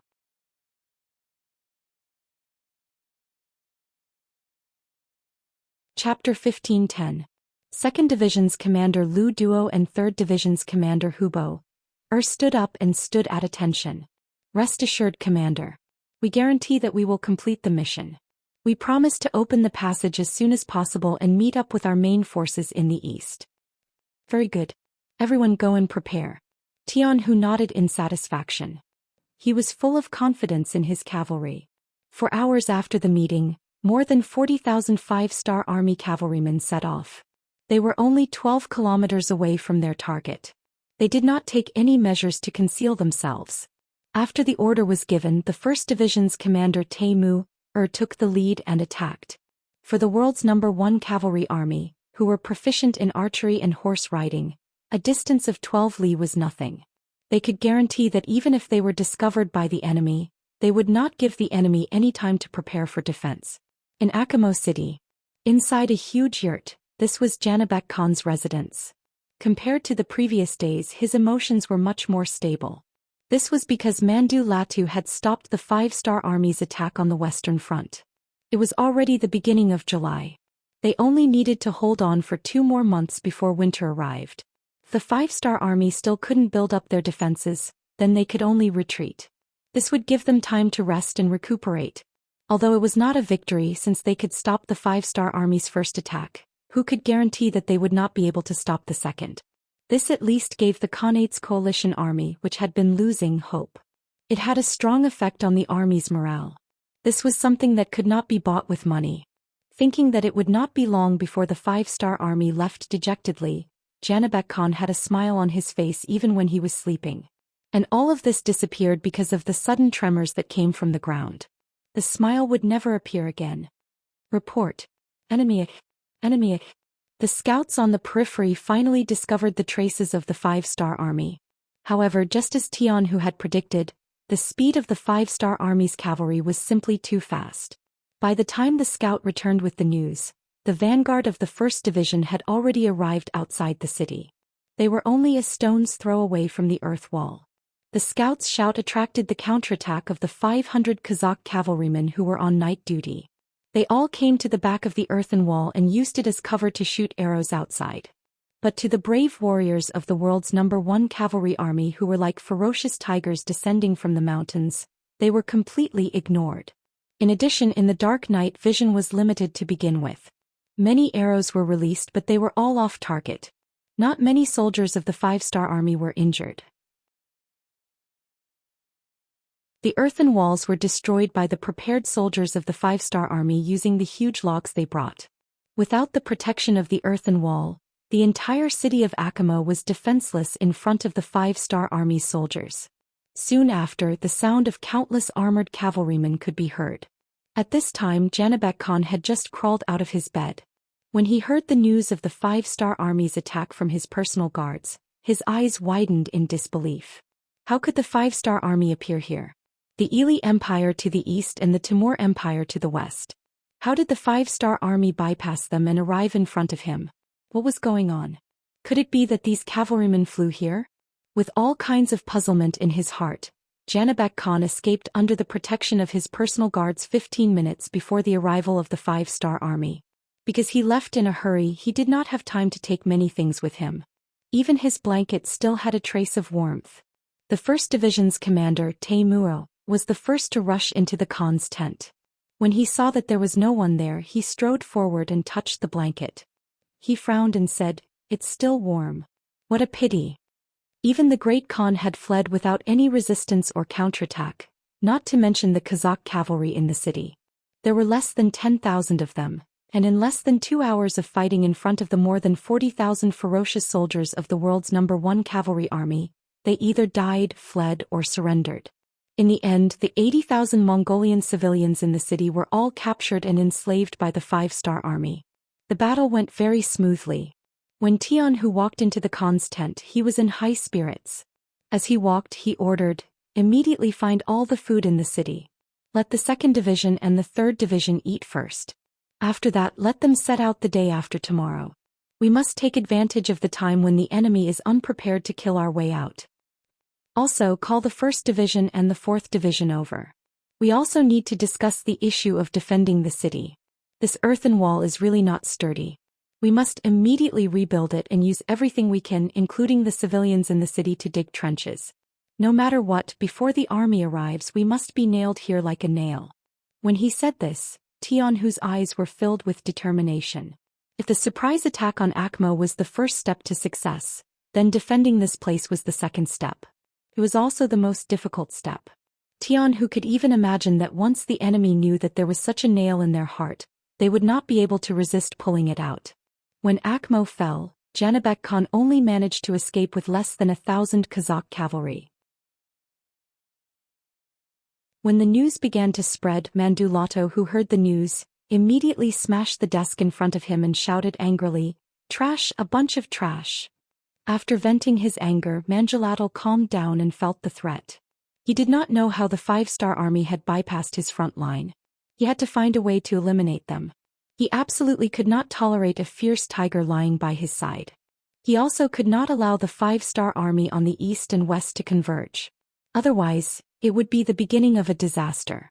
At this moment, Mandula too finally understood that the crazy and brainless attacks of the 5th-star army in the past half a month were not to cover up those killers, but to attract his attention so that the cavalry of the 5th-star army could pass right under his nose.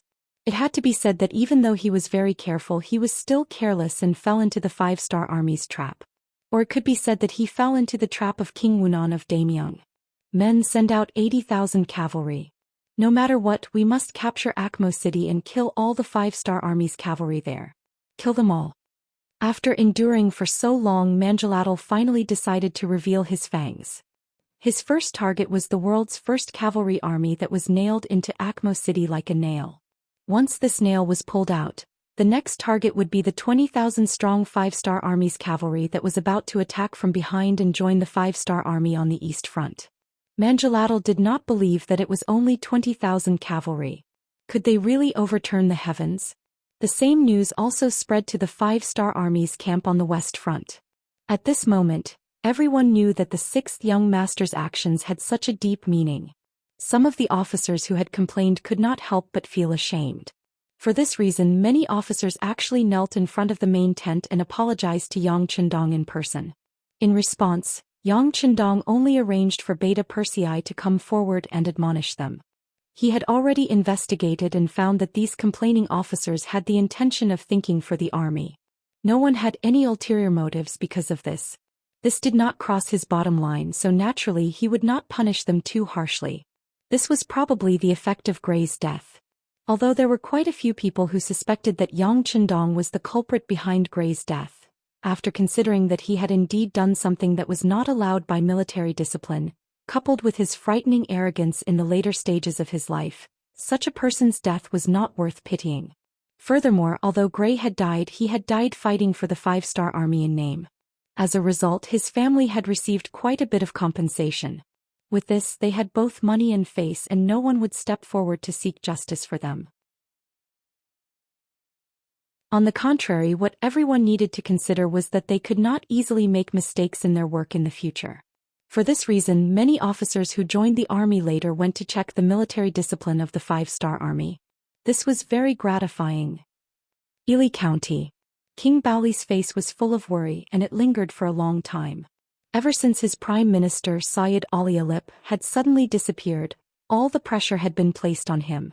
When the military matters, the local matters, and the pressure exerted by some nobles all came pressing down on him, he quickly had a lot of white hair on his head and he looked much older. Regardless of whether it was day or night, he dealt with all kinds of matters.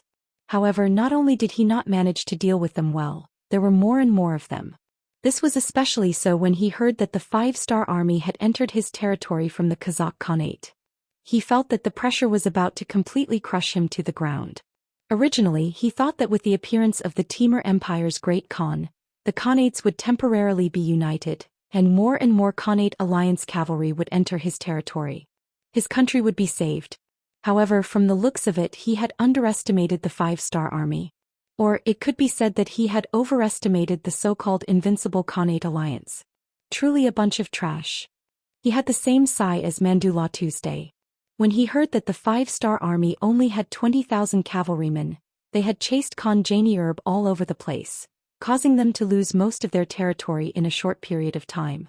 When the 5-star army finally arrived behind him, King Baoli wanted to kill this so-called Great Khan of the Kazakh Khanate. What was the point of having a Great Khan who could not even stop the 20,000 cavalrymen of the 5-star army?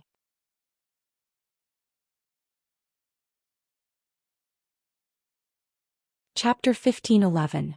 Sighs were sighs and curses were curses. He knew that the 5-star army on the eastern front was responding to the 20,000 cavalrymen. They were trying to open up a path by attacking from both sides. The 5-star army on the eastern front was attacking ferociously, and their momentum was even more powerful than a few days ago. The 5-star army on the eastern front was responding to the 20,000 cavalrymen. They were trying to open up a path by attacking from both sides. There are hundreds of thousands of cavalrymen here. Do you think you can open it just because you want to? Bao Lide's face was filled with confidence when he thought of the 10-kilometer-long trench outside the city that was enough to stop the 5-star army's attack. It was also because of this trench that the 5-star legion's cavalry couldn't charge forward at all, which was why they were able to hold off the enemy for so long. Bao Lide was confident that he would be able to hold off the main force of the 5-star legion this time. As long as he could hold off this wave of attacks, he believed that the other Kaganates wouldn't just ignore the 20,000 enemy cavalry that appeared behind them. Bao Lide was confident that he could defend Mali city. However, what he didn't know was that one of his generals, Wu Liji, was secretly meeting with an old friend. At this moment he was struggling with whether to surrender or not. When Wu Liji's old friend, dressed in a black robe, appeared in his residence, the great general was given a huge fright. After the shock, he walked over with a face full of joy.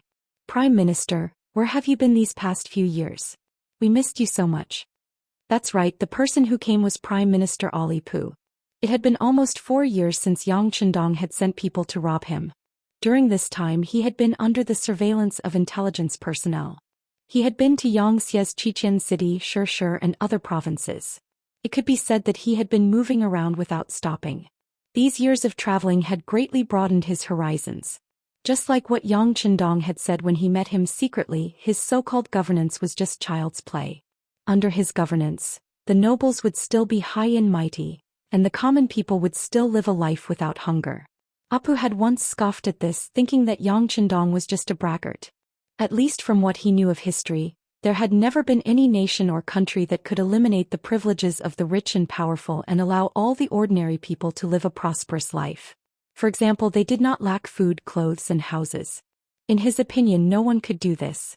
Anyone who could make 50% of the people live such a life would be a great ruler. If he could make 60% of the people reach this standard, then he would be a great emperor. If he could make 70% of the people reach this standard, then he would not even dare to think about it. However, after visiting for 4 years, he found that Yang Chendong was not just bragging. Instead, he really did what he said. Although the common people's wealth did not reach 100%, it was at least 80%. Moreover, this percentage was still increasing year by year. In other words, as long as they were hardworking people, dutiful people, and people who were willing to work hard, they would be able to live a prosperous life. This was something that he didn't even dare to think about before. Now, someone had actually realized it and even let him see it. This had greatly affected him. How he wished that the common people of his country could also live such a life. That way, even if he died immediately, it would be worth it. But in his heart he knew very well that this was impossible. Not to mention other things, just the privileges of the rich and powerful were something that no one could abolish. If someone really did this, they would be overthrown by the rich and powerful. Even if he and the king worked together, they would not be able to do it. Even so, a bold idea appeared in his mind. If he could not do it, he might as well give it to someone else, such as the leader of Xianxia, Yang Chendong. After having this idea, Apu quickly shook his head, wanting to suppress it. Wasn't this the same as selling out his country? Wasn't this the same as giving his country to someone else? This was the act of a traitor. Apu wanted to suppress this sudden thought, but after it appeared, he discovered that it wasn't something he could suppress even if he wanted to. This was especially so when he visited other provinces under Xianxia. He saw many common people who had migrated from other places and lived with them. When he asked them whether they still remembered where they were from, whether they wanted to return to their homeland, or whether they wanted to rebuild their country, the answers he received were the same. Of course I want to go home. After all, it's my homeland. But if I have to live a life where I can't eat or wear clothes, I'd rather stay here. Here my family and I lived a good life. We didn't have to worry about our next meal, nor did we have to worry about our wealth being swallowed by the rich and powerful. We also didn't have to worry about our own safety and whether or not enemies would suddenly attack. This is the life I want. As for the past, forget about it. Just treat it as a memory. That's right, it's a painful memory. When this answer did not come from one person, but from 10 people, at least 9.5 gave the same answer. Apu knew that the common people's eyes were clear and Yang Chendong's actions were correct. If it was wrong, why would the common people speak up for him? Why would he receive the support of the common people? Why would the common people be truly satisfied to the point where they would forget their homeland and their country? After slowly going from not understanding to understanding, Apu began to believe in his thoughts. Yang Chendong was correct, and this method could also be applied to his country. Although the price he had to pay was the loss of his royal authority, compared to the common people being able to live a better life, it was all worth it. Back then, wasn't his wish to let the common people live a better life? For this, he swore that he would sacrifice everything, including himself. Since there was such an opportunity, what was he waiting for? 4 years later, Apu finally thought it through and sent a telegram to Yang Chendong. He explained his views and thoughts and was willing to pay any price. He wanted to do something for this matter. Yang Chendong was naturally very happy that Apu was able to think this through. This was also one of the important reasons why he wanted to capture Apu. He immediately arranged for people to escort Apu to the eastern front lines, preparing to return. After receiving the order, the commander of the foreign army by Shuang received the order and Apu appeared in front of Wu Liji. When he entered the city, even though Apu was in a carriage, he could still see the current situation of the common people through the window. Compared to 4 years ago, the common people here were even more bitter. They were all thin and sallow, and some could even be blown away by a gust of wind. Their eyes were empty and lifeless, as if they were walking corpses. They had no aspirations, no dreams, and no expectations for tomorrow. Compared to the common people of Xianxia, they were all full of energy and their bodies were broad and strong. They were like people from 2 different worlds. This also strengthened Apu's thoughts. He also hoped that the common people here could enjoy the same treatment as the common people of the other provinces of Xianxia. That's right, in Yang Qindong's words, it was called liberation. It was liberation, it had to be liberation. With this firm thought, Apu met Wu Liji and saw the other party's enthusiasm. Speaking of which, for Wu Liji to have his current status, it was naturally because of King Boride's approval, but it was more because of Apu's recommendation and promotion. In a sense, he was the one who recognized Wu Liji. It was for this reason that the first person Apu chose to meet was Wu Liji. He firmly believed that even if Wu Liji didn't agree with his point of view, he wouldn't betray him. Seeing Wu Liji's excited expression, Apu reached out and patted him on the shoulder. "General Wu Liji, is there a safe place? I have something to say to you in private." "Oh, there is, please come with me." Wu Liji's expression instantly became much more solemn. He already had a vague feeling in his heart. The two soon appeared in a secret room in the residence. Without permission, no one was allowed to approach this place. Otherwise, Wu Liji's personal guards would kill them for threatening the general's safety. In the quiet secret room, the two sat facing each other. After Wu Liji poured a cup of tea, Apu slowly opened his mouth and gave a general account of his 4 years of disappearance. Wu Liji listened attentively. He was very curious about the 5-star army. He also wanted to see what kind of power could cultivate such a powerful cavalry. Could it be that the Han people were so powerful that they were invincible? Were they so powerful that they changed their strategy? All of this was explained by Apu's words. It turned out that the relationship between Wu Nanwang of the Great Ming Dynasty and the Great Ming Dynasty was not subordinate to each other. Instead, he belonged to an emerging force. No wonder this was the case. In a sense, Yang Qindong was equivalent to a founding monarch. He belonged to a new power that was constantly developing and expanding based on the Great Ming's borders. In Yangxia's power, there were no so-called nobles and there were no restraints. Once they wanted to do something, they could wholeheartedly devote themselves to it and didn't need to think too much. Just this alone was something that the other old powers couldn't compare to. Just the existence of nobles and nobles had dragged down countless people who wanted to rise but couldn't. To make a simple analogy, power and wealth were not concentrated. Most of the land was in the hands of a few influential people, and the lives of the common people were miserable. In such an environment, no matter how good one's ideas were, it would be very difficult to turn them into reality.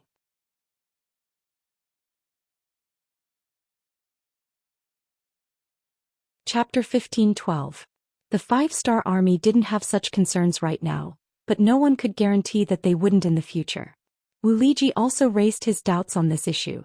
"Sir Prime Minister, can this King Wunan of Damyong really eliminate the existence of influential officials? If this is the case, who can guarantee that his position will be stable?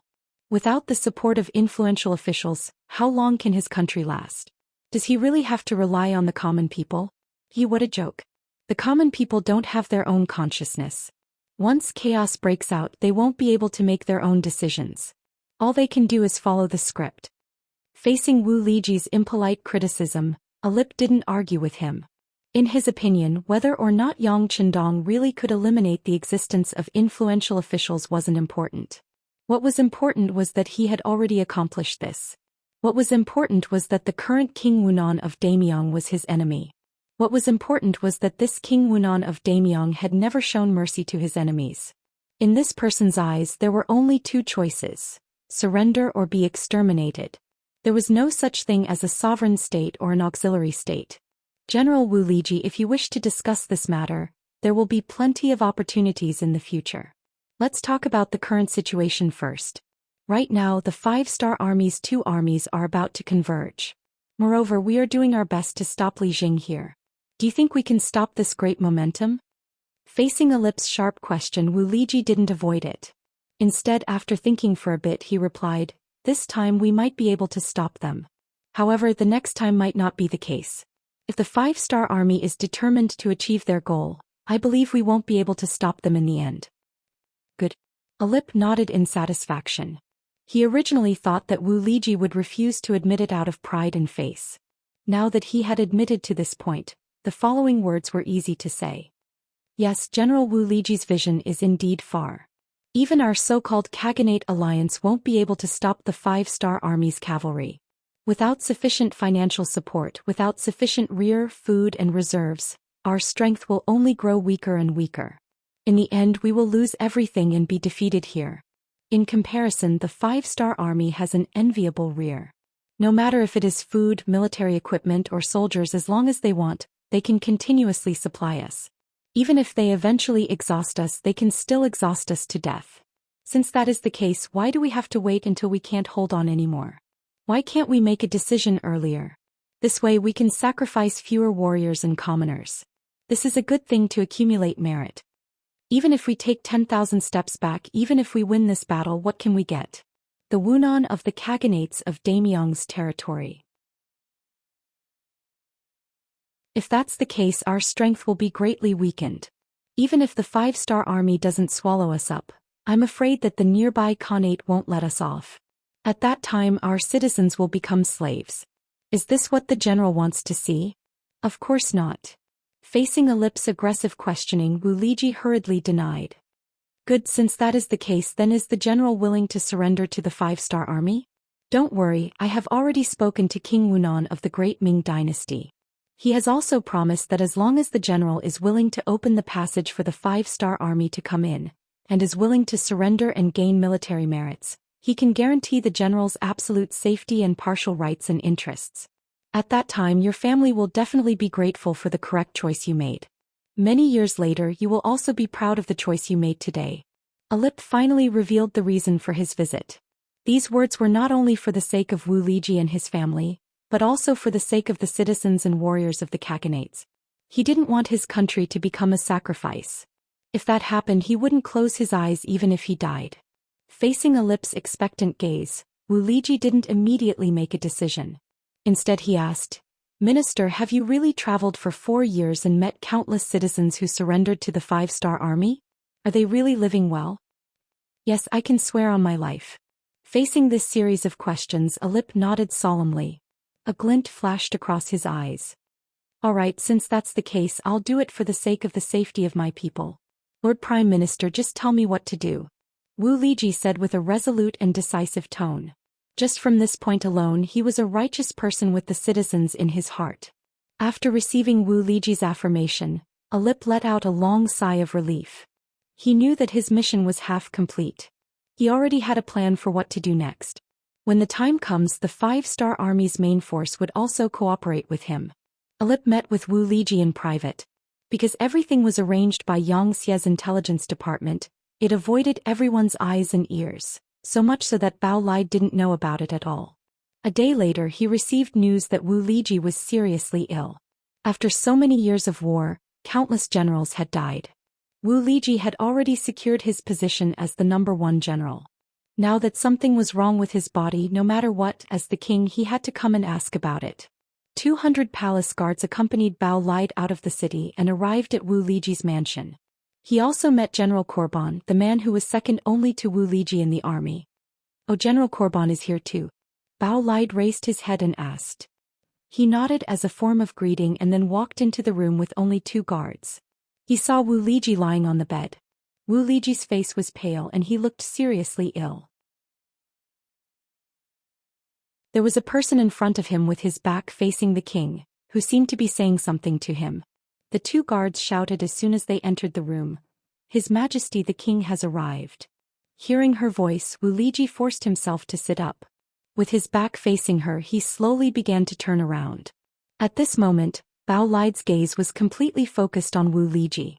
He didn't notice the person who was halfway through turning around. With a concerned expression, he asked softly, "General Wu Liji, what's wrong with your body? It's only been a few days, how did you get so sick?" Just as he said that, Bao Lide's gaze met the eyes of the figure who had turned around. When he saw who it was, he froze on the spot as if he had seen a ghost. He didn't know what to do. Not only was King Baoli stunned, but the two guards he brought with him were also rooted to the spot with a look of shock on their faces. This was because they recognized who it was. Who else could it be other than the Prime Minister Apol? Prime, Your Majesty the King, it's been 4 years. Have you been well? Apol was naturally much calmer. It was obvious that he had expected this scene. At the same time, 4 bodyguards rushed out from the corner of the room. While the 2 palace guards were still in a daze, they instantly pinned them to the ground. The commotion behind him caught the attention of King Baoli. He turned around and saw his guard being restrained. His face turned pale with fright. He turned around and looked at Apuli. Then, as if he had realized something, he asked, "Minister, what are you trying to do?" "Your Majesty the King, there's no need to panic. We have no intention of harming you. In fact, we're here to help you," Apol said calmly. He pointed at a chair beside him as if to say, "Let's sit down and talk." Seeing Apu's calm expression, King Boride sighed and sat down. Since he was here, he should take things as they came. He understood his prime minister too well. Since he had appeared, he must have made preparations. If he did not cooperate and insisted on shouting, it would only force the other party to do something unfavorable to him. King Boride sat down on his chair. From Apu's eyes, he knew that he was halfway done. Just like how the other party understood him, he also understood the king very well. This was an ambitious king who could judge the situation and size up the situation. He was not an impulsive person. He knew what could be done, what could not be done, and even what should be done at the right time. "Please allow me to address you as Your Majesty." "Your Majesty, the current situation is like this." As Apu continued to explain, the situation of the entire Khanate alliance became clearer to King Baolid. Akhmo City, the capital of the Kazakh Empire. More and more Mongolian cavalry appeared 30 li away from the city. They were like the dark clouds in the sky before a heavy downpour, appearing in groups on this land. The scouts gathered all the information they saw and presented it to Commander Tianhu. One by one, small black flags were inserted into the military sand table that had been prepared long ago. "Sir, the enemy is coming at us aggressively. Why don't we take the initiative to attack?" 1st Division Commander Teimu stood in front of the sand table and suggested. 5th Division Commander, what do you think? Tianhu didn't reply. Instead, he looked at Division Commander Gong Feng, who was deep in thought. "Sir, I think we should hold our ground. If we leave the city now, it will be much safer. However, it will also mean that we have opened up a path to the Ili region. Once the Mongolian army is free, they will be able to attack the 2nd and 3rd divisions. If that happens, they will be in a precarious situation." Gong Feng shook his head. His opinion was different from Division Commander Teimu's.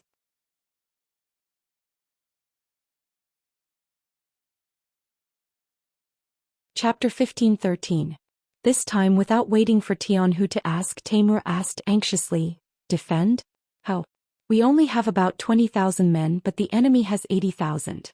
This doesn't even include the allied armies from other khaganates. Besides, our world's #1 cavalry army focuses on offense. Defense isn't our forte." Teimur's words made sense. The world's #1 cavalry army was second only to the Black Cavalry in terms of cold weapons. No matter what kind of powerful enemy they faced, once they became their target, they would not have a good ending. This was a publicly acknowledged fact. However, when it came to defense, they were a little lacking. After all, cavalry focused on offense while infantry focused on defense. This had become a law in many people's hearts and an objective fact. No. Commander Teimur is wrong. We don't only have about 20,000 men. We also have 6,000 captives and 100,000 Kazakh civilians. They can all be used by us. When Gong Feng said this, there was a smile on his face. It was obvious that he already had a card up his sleeve. Looking at Gong Feng's confident expression, Commander Tianhu chuckled. "Oh, it seems like our 5th commander has a card up his sleeve. Since that's the case, the task of defending the city will be handed over to your 5th commander. If there's anything you need, we will do our best to cooperate." With Tianhu's words, Gong Feng felt more confident. "Thank you for your support, Commander. Since that's the case, this subordinate will try his best." Gong Feng's so-called try was not a spur-of-the-moment decision. He had already prepared for it. He had carefully studied some of the beautiful battles under Yang Chendong's command and learned many things. One of them was how to use money to buy people's hearts for his own use. Harsenhen had left in a hurry. He had never thought that the 5-star army would suddenly appear in front of his capital. Without any preparation he had left, but the wealth he had accumulated over the years was left in Akmo City. Now this wealth was in the hands of the 5-star army. With these riches as capital, Gong Feng piled them up in the largest open space in the city. As more and more Mongolian citizens were attracted by these things, various rewards were placed in front of them, where they could earn riches if they contributed to the war. Using Gong Feng's explanation, it was natural for soldiers to be paid. As long as the commoners were willing to help the 5-star army defend the city, then the wealth would belong to them. In order to make everyone believe in his sincerity, everyone who came to watch the fun was rewarded. Some were given silver, some were given copper coins, and some were given refined salt, ironware, and precious furs, tea leaves, and silk. Just by coming to watch the show, they were able to obtain so many benefits. When the local things fell into their hands, more and more citizens began to believe in the 5-star army. As the saying goes, facts speak louder than words. With the things in hand, this was the real thing. It was far more effective than 10 or 100 sentences. With the cooperation of the surrendered Mongolian soldiers that Gong Feng had bribed beforehand, the first batch of people stepped forward and expressed their willingness to work for the 5-star army. When they expressed their desire to distribute the wealth to themselves, Gong Feng waved his hand and took out some good things in front of everyone. Things became much easier after that. Soon there was a second batch of people, a third batch, and a fourth batch. 10 miles outside Akmo City, General Harbala, who had come under the orders of the Timur Empire's great general Mandratu, stopped and began to set up camp with his 80,000 men. This time he had come under the orders of the great general to deal with the 5-star army's cavalry. Harbala still had some chance of winning. He had already received accurate information that there were only 20,000 enemies guarding Akmo City. Moreover, Akmo City could not be considered a city at all. It was just a large market surrounded by earthen walls. Without the support of the city walls, Halbert was confident that the Pentastar Legion would not be his match. He was even prepared for the possibility that the enemy would flee the moment they caught wind of the news. If that happened, he wouldn't attack. Instead, he would continue east and cut off the 20,000 5-star army's advance. He would eliminate all potential threats. With his own thoughts and plans, Harbar took the initiative to stop when he was 10 miles away from Akamo. He wanted to create momentum and achieve his goal of defeating the enemy without fighting. However, the development of the situation didn't seem to go according to his plan. Facing the arrival of his army, the 5-star army didn't seem to have any intention of retreating. Instead, scouts reported that the enemy was reinforcing the city walls. There were even trenches outside the city that stretched for 5 miles. How dare they? Harbala was furious when he heard the news. Sheep should flee when they see a wolf. This was a law that had never changed. But now someone wanted to violate this law. How could he tolerate it? Send people to fill in the trenches. We must pave a smooth path for the army to advance. At the same time, urge the other reinforcements to move faster. This time this general will eat up these arrogant 5-star army. I want them to know the consequences of provoking us. I want them to kneel at my feet and beg for mercy. Harbala was determined to eat up the 5-star army in front of him. In the city, Division Commander Gong Feng wasn't idle either. He was still organizing people to dig the trenches. Under the direct stimulation of wealth, the hundreds of thousands of people in the city who had the strength to do so were mobilized. If the Khanate army had hot air balloons, they would have seen the bustling scene in the city. 10 days passed in the blink of an eye. Under Harbala's constant urging, not only were the trenches 5 miles outside the city filled up, the first reinforcements of the Khanate army, the 20,000 cavalry of the Khanate of Kazan, also arrived outside Akmo under the leadership of General Hafertel. With 100,000 soldiers and no more obstacles in front of him, Harbala was very pleased with himself. He ordered a good night's rest. The next morning they would attack the city. In one night, for his own safety and to prevent the 5-star army from breaking out, Harbala arranged for 30,000 cavalry to set up an ambush and set up a trap. However, it was a pity that the 5-star army did not make the slightest movement until daybreak. Ah, General, the 5-star army must be afraid. Immortal looked up to the sky and laughed. At the same time he looked down on Harbala's cautiousness. In his opinion, a two-legged sheep would always be a two-legged sheep. When had you ever seen a sheep that could eat a wolf?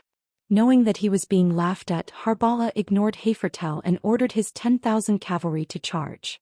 He wanted to take the first merit and prove that the cavalry of the Timur Empire was the strongest. The wall was only 10 feet tall, but under the impact of the huge logs, a huge crack quickly appeared. Then a gap of 20 to 30 feet appeared, allowing the cavalry to charge through. War drums sounded and the 10,000 Timur cavalry charged in high spirits. But when the cavalry entered the earth wall, they were surprised to find that not a single one of the 5-star army cavalry could be seen. Just as many of the cavalrymen were confused and didn't understand what was going on, cries of agony rang out one after another.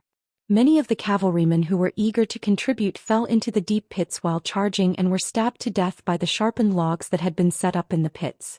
They were severely injured. It won't work here. Try from another direction. The captain leading the cavalry roared and ordered the cavalry to change the direction of attack. But without exception, the path forward was filled with deep trenches. In other words, after the trenches on the outside, there were also countless trenches in the city. No one knew how long these trenches were. Akhmo City was very poor. It didn't have any proper city defenses, and there weren't many houses that were pleasing to the eye. But it had one advantage, and that was that it was large enough and long enough. Perhaps this had something to do with the fact that the Khans liked to fight for territory. Whenever they arrived at a new place, they would always try to carve out as much territory as possible for them to use. As the capital of the Kazakh Empire, Akhmo City was naturally not small. This allowed Commander Gongfeng to have enough space to trade for time. Hearing the cries of the injured soldiers and seeing the countless trenches and trenches, the captain leading the cavalry retreated from the city with a headache and reported what he saw to Harbala. There's such a thing? The result was completely different from what he had imagined. At this moment, Harbala felt as if his heart was being scratched. The feeling of knowing that the enemy was right in front of him, but he couldn't see or hit them, made him feel very uncomfortable. Continue to fill the trenches. This general doesn't believe that the 20,000 5-star army can be stronger than our 100,000 soldiers. Harbala had no choice but to use the stupidest method, which was to continue to fill the trenches. He didn't think that the 5-star army could make the 100,000 Kazakh civilians in the city work for them. In his mind, his own people were the most unyielding and wouldn't be used by the Hans. Just like that, the 100,000 cavalry dismounted and put down their sabers, becoming engineers and starting to fill the trenches. Meanwhile, the 100,000 Kazakh civilians in the city continued to dig the trenches. One dug and one filled as if they were in some kind of competition. The original cavalry charge had become a competition, completely going against the original intention of the war. It also bought a lot of time for the 20,000 cavalry of the world's first cavalry army.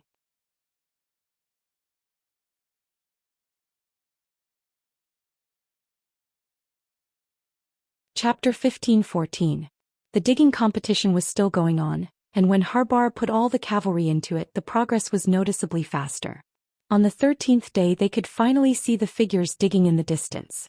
This gave the cavalry of the Khanate a glimmer of hope, and they became even more motivated to work. But at the same time, what made them depressed was that when the distance between the two sides could be seen clearly with their eyes, they discovered that the ones digging the tunnel were not the 5-star army, but seemed to be some Kazakh civilians wearing clothes similar to theirs. This discovery made Harbala very angry. How could his own people be controlled by the Han people? This is a kind of blasphemy. Seeing Harbala so angry, the general of the Khanate came up with an idea. A stupid move. General, why don't we shout to the people on the other side? Presumably they were forced by the 5-star army. As long as we promise to surrender to them, we can forgive their crimes. On the contrary, if they continue to help the Han people, we will kill them without mercy. I think they will make the right choice, and in this way they will not be used by the enemy. Oh, good idea, good idea, good idea. Come, go and shout according to General Harbala's idea. Remember, when you threaten them, use a more ruthless tone. These people are afraid of death. They will definitely not be used by the 5-star army. Whether it was in Harbala's eyes or in Harbala's eyes, the people were the most afraid of threats. As long as enough pressure was applied, they will definitely yield. And without the obstruction of the trenches, the more than 20,000 five-star army in front of them were like a group of sheep waiting to be slaughtered, and they could do whatever they wanted to them. It must be said that the two generals may be good at leading troops, but when it comes to understanding people's hearts, they are too far behind. At least compared to Gongfeng, they are not at the same level. On one side were 100,000 old and weak people, and on the other side were 100,000 strong cavalry in the prime of their lives. Their ability to work naturally could not be mentioned in the same breath. This is the reason why even though the Khanate's army moved later, their progress was still able to catch up. If this continues, it will only be a matter of time before the two sides fight. But Harbala's wrong move was destined to help the five-star army. After the local shouts came from afar, the originally tired Kazakh people were suddenly filled with energy, and their digging speed was even faster than before. Before there was no threat, everyone was just helping out for the sake of money. But now, after the threatening words of the Khaganate Alliance army reached their ears, the people realized that they had no other choice. Or rather, their fates were completely tied together with the five-star army. Surrendering in the past. Not to mention whether the five-star army would agree or not, with the greedy character of the Khanate's army. If they surrendered, the Khanate's army would take all the good things. How many people would be willing to vent their anger on something that was already in their hands? And if the five-star army, then the army of the five-star army. This was the Kazakh people's people. They were bound together for good or ill. If it was said that before they worked hard to dig holes to earn more money so that they could have a better life, then now they were digging holes for their own safety. At this time, even if Gongfeng didn't give them any benefits, these people would still do their best. Gongfeng also saw this, but he didn't stop giving them benefits. Using the words of his teacher Yang Chendong, any problem that could be solved with money was not a problem. Not only did their shouts fail, but the other side's speed also began to increase. In contrast, the 100,000 cavalry that had been working for dozens of days and nights began to show signs of fatigue. They were cavalry, not laborers. Their battlefield was to kill enemies, not to dig holes. After a long time, some of the soldiers began to complain. The army's morale was shaken and Harbala's face didn't look good for a day. However, just when he had nowhere to vent his anger, another piece of news came from the front that made him even more angry. One of the Khanate's army, the Ili Brigade, actually surrendered to the five-star army. The Ili Brigade was the first to become enemies with the five-star army. At that time, the Khanate's army and the five-star army weren't enemies. At least they didn't interfere with each other's business. It was because of the Ili Brigade's request for help that the entire Khanate's army was pulled in. Right now, all the large and small Khanates were fighting with all their might against the five-star army. While they were fighting for the right to rule this area, the instigator Ilahani had actually chosen to surrender first, abandoning everyone. How could this not make people angry when they heard this? Especially the Khanates that were prepared to divide the Ili Brigade. Not only did they not get to eat the meat in their hands, they also attracted the wolf. It was really like trying to steal a chicken only to end up losing the rice used to lure it. It made people want to cry, but no tears came out. Of course, as a general in charge of the army, Harbala didn't have to think too much about it. He was thinking about how to deal with the more than 20,000 five-star army. Because the news said that after the Ili Brigade's army suddenly surrendered, the five-star army's main force on the eastern front didn't have any obstacles on their way. At this time they were speeding toward the Kazakh Khanate. Although the news didn't say how many people the five-star army sent, the word main force was enough to make people vigilant. In other words, once the main force arrived, Harbala was afraid that he wouldn't be able to win. And if he couldn't deal with the five-star army before the main force arrived, he was afraid that he wouldn't have a chance to make a move. The situation became serious. If Harbala wasn't in a hurry before, he could still waste time with the other side, but now time had become very important for him. He had no choice but to call the commander of the Kazan Khanate, General Hafertel, to discuss how to speed up the battle with the main force of the five-star army as soon as possible. Hafertel, who also received the news, also felt the seriousness of the situation. He didn't dare to watch from the sidelines. All 20,000 cavalry under his command threw themselves into the work of filling the hole, striving to fight with the 5-star army in the shortest time possible. Tianhu, who was surrounded, learned about the surrender of the Ili Brigade through a telegram. When Tianhu heard the news, he called Taimu and Gong Feng, 2 division commanders, to share the joy with them. Amazing, teacher is amazing. He actually instigated the rebellion of the Ili Brigade. In this way, the initiative is in our hands. Division Commander Gong Feng, who rushed back from the front line after hearing the news, sighed and admired. Of course, teacher is naturally the most amazing. Since the situation has changed like this and we are not far away from the arrival of reinforcements, let's discuss how to counterattack. To be honest, the soldiers have all fattened up after staying in the city for more than a month. It's time for them to exercise their limbs. Tianhu chuckled and looked at division commanders Taimu and Gong Feng. I agree. General, leave the vanguard mission to our division. You also know that we haven't done anything during this period of time, waiting for the time to counterattack. Taimu opened his mouth and asked for battle. Tianhu didn't immediately agree after hearing this. Instead, he looked at Gong Feng, wanting to see what he had to say. Facing this kind of questioning gaze, Gong Feng nodded and said, I think it's time to counterattack. To be honest, for more than a month we have taken large strides and given up a large area. Now that we have nowhere to retreat to, it's only a matter of time before we counterattack. No matter what, Division Commander Gong has worked hard. Good, since that's what you mean, then let's discuss how to counterattack. Come, tell me, when do you think it's appropriate to launch a counterattack? Tianhu laughed. He had also had enough of this situation where they were constantly retreating. If it wasn't for the fact that he had been ordered to stay here like a nail, he wouldn't have taken the 100,000 enemy cavalry seriously. Throughout the history of the world's #1 cavalry army, there were countless examples of them winning battles with fewer troops. He had long been accustomed to boasting. The 5-star army was preparing for a counterattack. Halba was completely unaware of this. He was still constantly urging the soldiers to speed up the filling of the holes. For this reason, the soldiers had even changed from 4 shifts a day to 2 shifts, increasing the manpower. As a result, they were able to speed up the filling of the holes. However, the soldiers didn't get enough rest and were generally not in good spirits. At this moment, Halba didn't care so much. Perhaps in his opinion, even if the soldiers didn't have enough energy, but with 100,000 against 20,000, he was still confident of victory. Another night had arrived. It started to drizzle, making the filling of the holes more difficult. Even so, Halba didn't intend to let the soldiers rest. Seeing that he was less than 4 kilometers away from the 5-star army, he could already see them from afar. He didn't want to delay their progress because of the rain. Out of the 100,000 cavalrymen, there were 50,000 of them working in 2 shifts to fill up the holes. Under the heavy rain, their feet were walking on the muddy ground and they were very tired.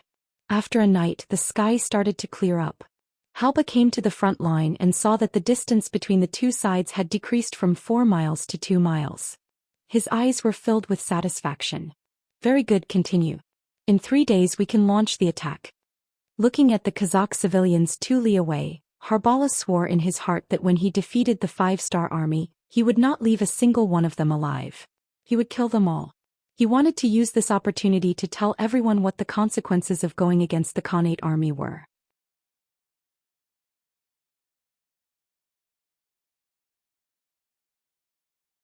Chapter 15:15. While Harbala was still dreaming, the soldiers of the Khaganate army who had been busy the whole day changed shifts. The exhausted Mongolian cavalry returned to their tents to rest. Another 50,000 men entered the battlefield to fill in the holes and pave the way. Tired from the day's work, the soldiers only ate a little when they entered the tent and went to sleep. To them, the temptation of food was not as attractive as the bed. What they did not know was that for many, this sleep meant that they would never be able to open their eyes again. At night, there was a gentle breeze that felt very cool on the body. A division of 10,000 cavalry mounted their horses in the cool breeze. They checked their equipment and prepared to attack at any time. Tonight was the night that Tianhu and the other 2 had discussed the counterattack. No one knew that the Kazakh civilians who looked like they were working hard to dig the deep holes during the day were actually just kicking up dust. The reason for doing this was to confuse the Khanate coalition army. In fact, the land wasn't destroyed, so the cavalry could move unimpeded at any time. How is it? Has the enemy not filled in the holes yet? Commander Taimur rode on his horse. There was excitement and anxiety on his face. At the same time there was a look of disdain for the enemy. It should be soon. However, once the enemy discovers that the path is cleared, they will react quickly without the deep holes. That is why Commander Taimur must hurry. At this time Tian, who was also riding on a warhorse. Behind him were thousands of soldiers directly under his command. They would be the second wave of attack to attack the enemy. Rest assured, Commander. This subordinate understands. Taimur nodded. His eyes were bright as he looked forward. He was only waiting for Commander Gong Feng's signal to attack. At this moment Gong Feng was holding a telescope and lying behind a mound of dirt.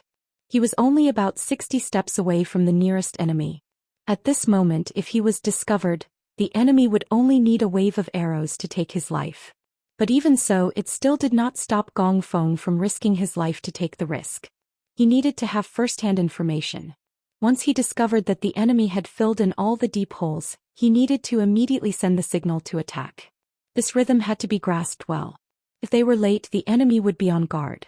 If they wanted to sneak into the enemy's camp and cause serious damage, it would be impossible. Holding the night vision binoculars, Gong Feng carefully observed the other party's movements. Gong Feng didn't know how long he had been staring at them until there was some commotion in the other side's camp. He also saw some people turn around and run back. From the looks of it, it was obvious that they were going to report the news. Gong Feng knew that the road must have been cleared. Send the signal. Ask the first division to attack immediately, quick. Gong Feng hurriedly shouted to the radio operator beside him. The messenger who received the order quickly lit the torch in his hand and waved it around. 3 miles behind, Commander Tian, who was overjoyed when he saw the flashing flames. The path is clear, we can attack now. Understood. Taimur replied excitedly. Then with a loud shout, the 10,000 five-star army soldiers pulled out their sabers. Shouting loudly, they urged their warhorses to charge forward. Throw away the torches, retreat quickly. The torches here had also attracted the attention of the Khaganate Alliance army dozens of steps away. Gong Feng grabbed the radio operator's arm and ordered him to throw away the torch. Then he pulled him and ran quickly to the rear. Not long after Gong Feng ran away, a series of arrows landed near the place where he was originally at, near the torch that had not been completely extinguished. The ground was covered in arrows. But then these arrows were trampled to the ground by the charging warhorses of a division. After Taimur's cavalry charged forward for 3 miles, they finally arrived in front of the panicking Khaganate Alliance army and began a bloody massacre. Caught off guard, the tens of thousands of Khaganate Alliance army soldiers became lambs waiting to be slaughtered. Facing an uncountable number of cavalrymen of the 5-star army, what they had in their hands were only iron tools used to fill the ground. These could not even be considered as decent weapons. Furthermore, they were infantry. How could they possibly fight against the well-prepared 5-star army? Run! No one knew who shouted first, but it became an order for the soldiers to retreat. In the dark night, countless black dots began to rapidly retreat. In order to run faster, many people threw the iron tools in their hands to the ground to reduce the burden on their bodies. Charge straight through, don't worry about these people. Commander Taimur rode on his horse. When he saw many soldiers stop and swing their sabers at the unarmed and panicked Khaganate Alliance army soldiers, he couldn't help but shout loudly. Since they were the vanguard, they naturally had to break through the enemy's camp and kill their courage. It wasn't their responsibility to kill the defeated army. The commander gave the order. The highly disciplined soldiers of the world's first cavalry army quickly adjusted their direction. In groups of a few dozen, they formed an arrow formation and pierced into the Khaganate Alliance army's camp like sharp blades. In the chaos of the night, the Khaganate Alliance army soldiers could not tell how many Khaganate Alliance army soldiers had arrived. Fear engulfed the 50,000 soldiers as they frantically retreated. During this time, countless people trampled on each other. Whenever someone fell to the ground in the process of escaping, even if they were not trampled to death by their comrades, they would be trampled to death by the horses of the world's first cavalry army. The battle had been one-sided from the start. 10,000 cavalry chased after 50,000 infantry and continuously slashed at each other. It was like a monstrous flood that poured into the Khaganate Alliance army's camp. Harbala was woken up from his sleep. When he learned that the 5-star army had launched an attack, his face was filled with disbelief. This is impossible. Didn't they not open up the path? There are so many deep pits. How did their cavalry charge through? General, we have been deceived. The 5-star army did not dig the pits at all. They were just putting on an act. When we filled up all the pits at night, they launched their counterattack. We are completely unprepared and the army has suffered heavy losses. The captain who came to report was covered in sweat as he spoke anxiously. What? Cunning 5-star army. Cunning Han. Harbala couldn't help but roar when he heard this. After shouting a few times to vent his dissatisfaction, Harbala shouted again. What are you still standing here for? Quickly gather the troops and prepare to counterattack. As the cavalry of the Timur Empire, although the situation was sudden when the general gave the order, many soldiers still ran out of their tents. They picked up their bows and prepared to defend. Just as these Khaganate Alliance army soldiers rushed out and before they could complete their formation, countless black figures appeared in front of them. The ones at the front were the 50,000 Khaganate Alliance army soldiers. It's our own people. A sharp-eyed soldier saw the identity of the incoming people and shouted. Release the arrows. Harbala, who had already put on his armor, came to the front of the camp. When he saw the black figures entering the range of the arrows, he didn't hesitate to shout. However, the order was given but not many people carried it out. It was obvious that they couldn't bear to point their arrows at their own comrades. What are you waiting for? Don't you know that these are already defeated soldiers? If we ignore them and let them come, we won't have any defense left. Release the arrows immediately. Harbala shouted with all his might. He didn't forget to add, those who don't release the arrows will be disobeying orders. Execute. When the word execute fell, the hesitant Khaganate Alliance army soldiers no longer dared to hesitate and released the arrows they had prepared beforehand. The arrows landed on the black figures rushing towards them. For a moment, screams of pain sounded one after another. General Hafertal was among the defeated soldiers. His luck wasn't too good. He was the one leading the troops to fill up the trenches tonight. But as a general, he didn't need to do anything. Under the protection of some soldiers, he set up a tent and went to rest when the sky turned dark. He didn't sleep for long before a sudden tremor woke him up. At the same time, he knew that something bad was going to happen. He immediately retreated with the defeated soldiers. All he wanted to do was to regroup with the main force and then block the charge of the 5-star army cavalry. As long as they were able to stop the enemy's momentum, they would be able to counterattack and turn defeat into victory under the condition that the path was cleared. After running all the way, Hafertal was a bit out of breath. Finally, the main camp was right in front of him. Just when he was about to win, the enemy suddenly released a row of arrows. The soldiers in front of him were shot down by their own arrows. This scene made him want to curse out loud. He wanted to curse his comrades for not having eyes. But at this time he heard Harbala's shout. He finally understood that this general wanted to kill them in order to protect himself. Behind him was the 5-star army's cavalry that was closing in on him, and in front of him were his own allies who were ready with their bows and arrows. At this moment, Hafertal was caught in a dilemma. If he wanted to fight against the 5-star army behind him, he didn't have any weapons in his hands. In addition, he was in a disadvantageous position against the cavalry. The consequences were obvious. Since that was the case, he might as well continue to charge forward. As long as he could reach his own camp, pick up his weapon and mount his horse, he would have the strength to fight again. Brothers, we are allies.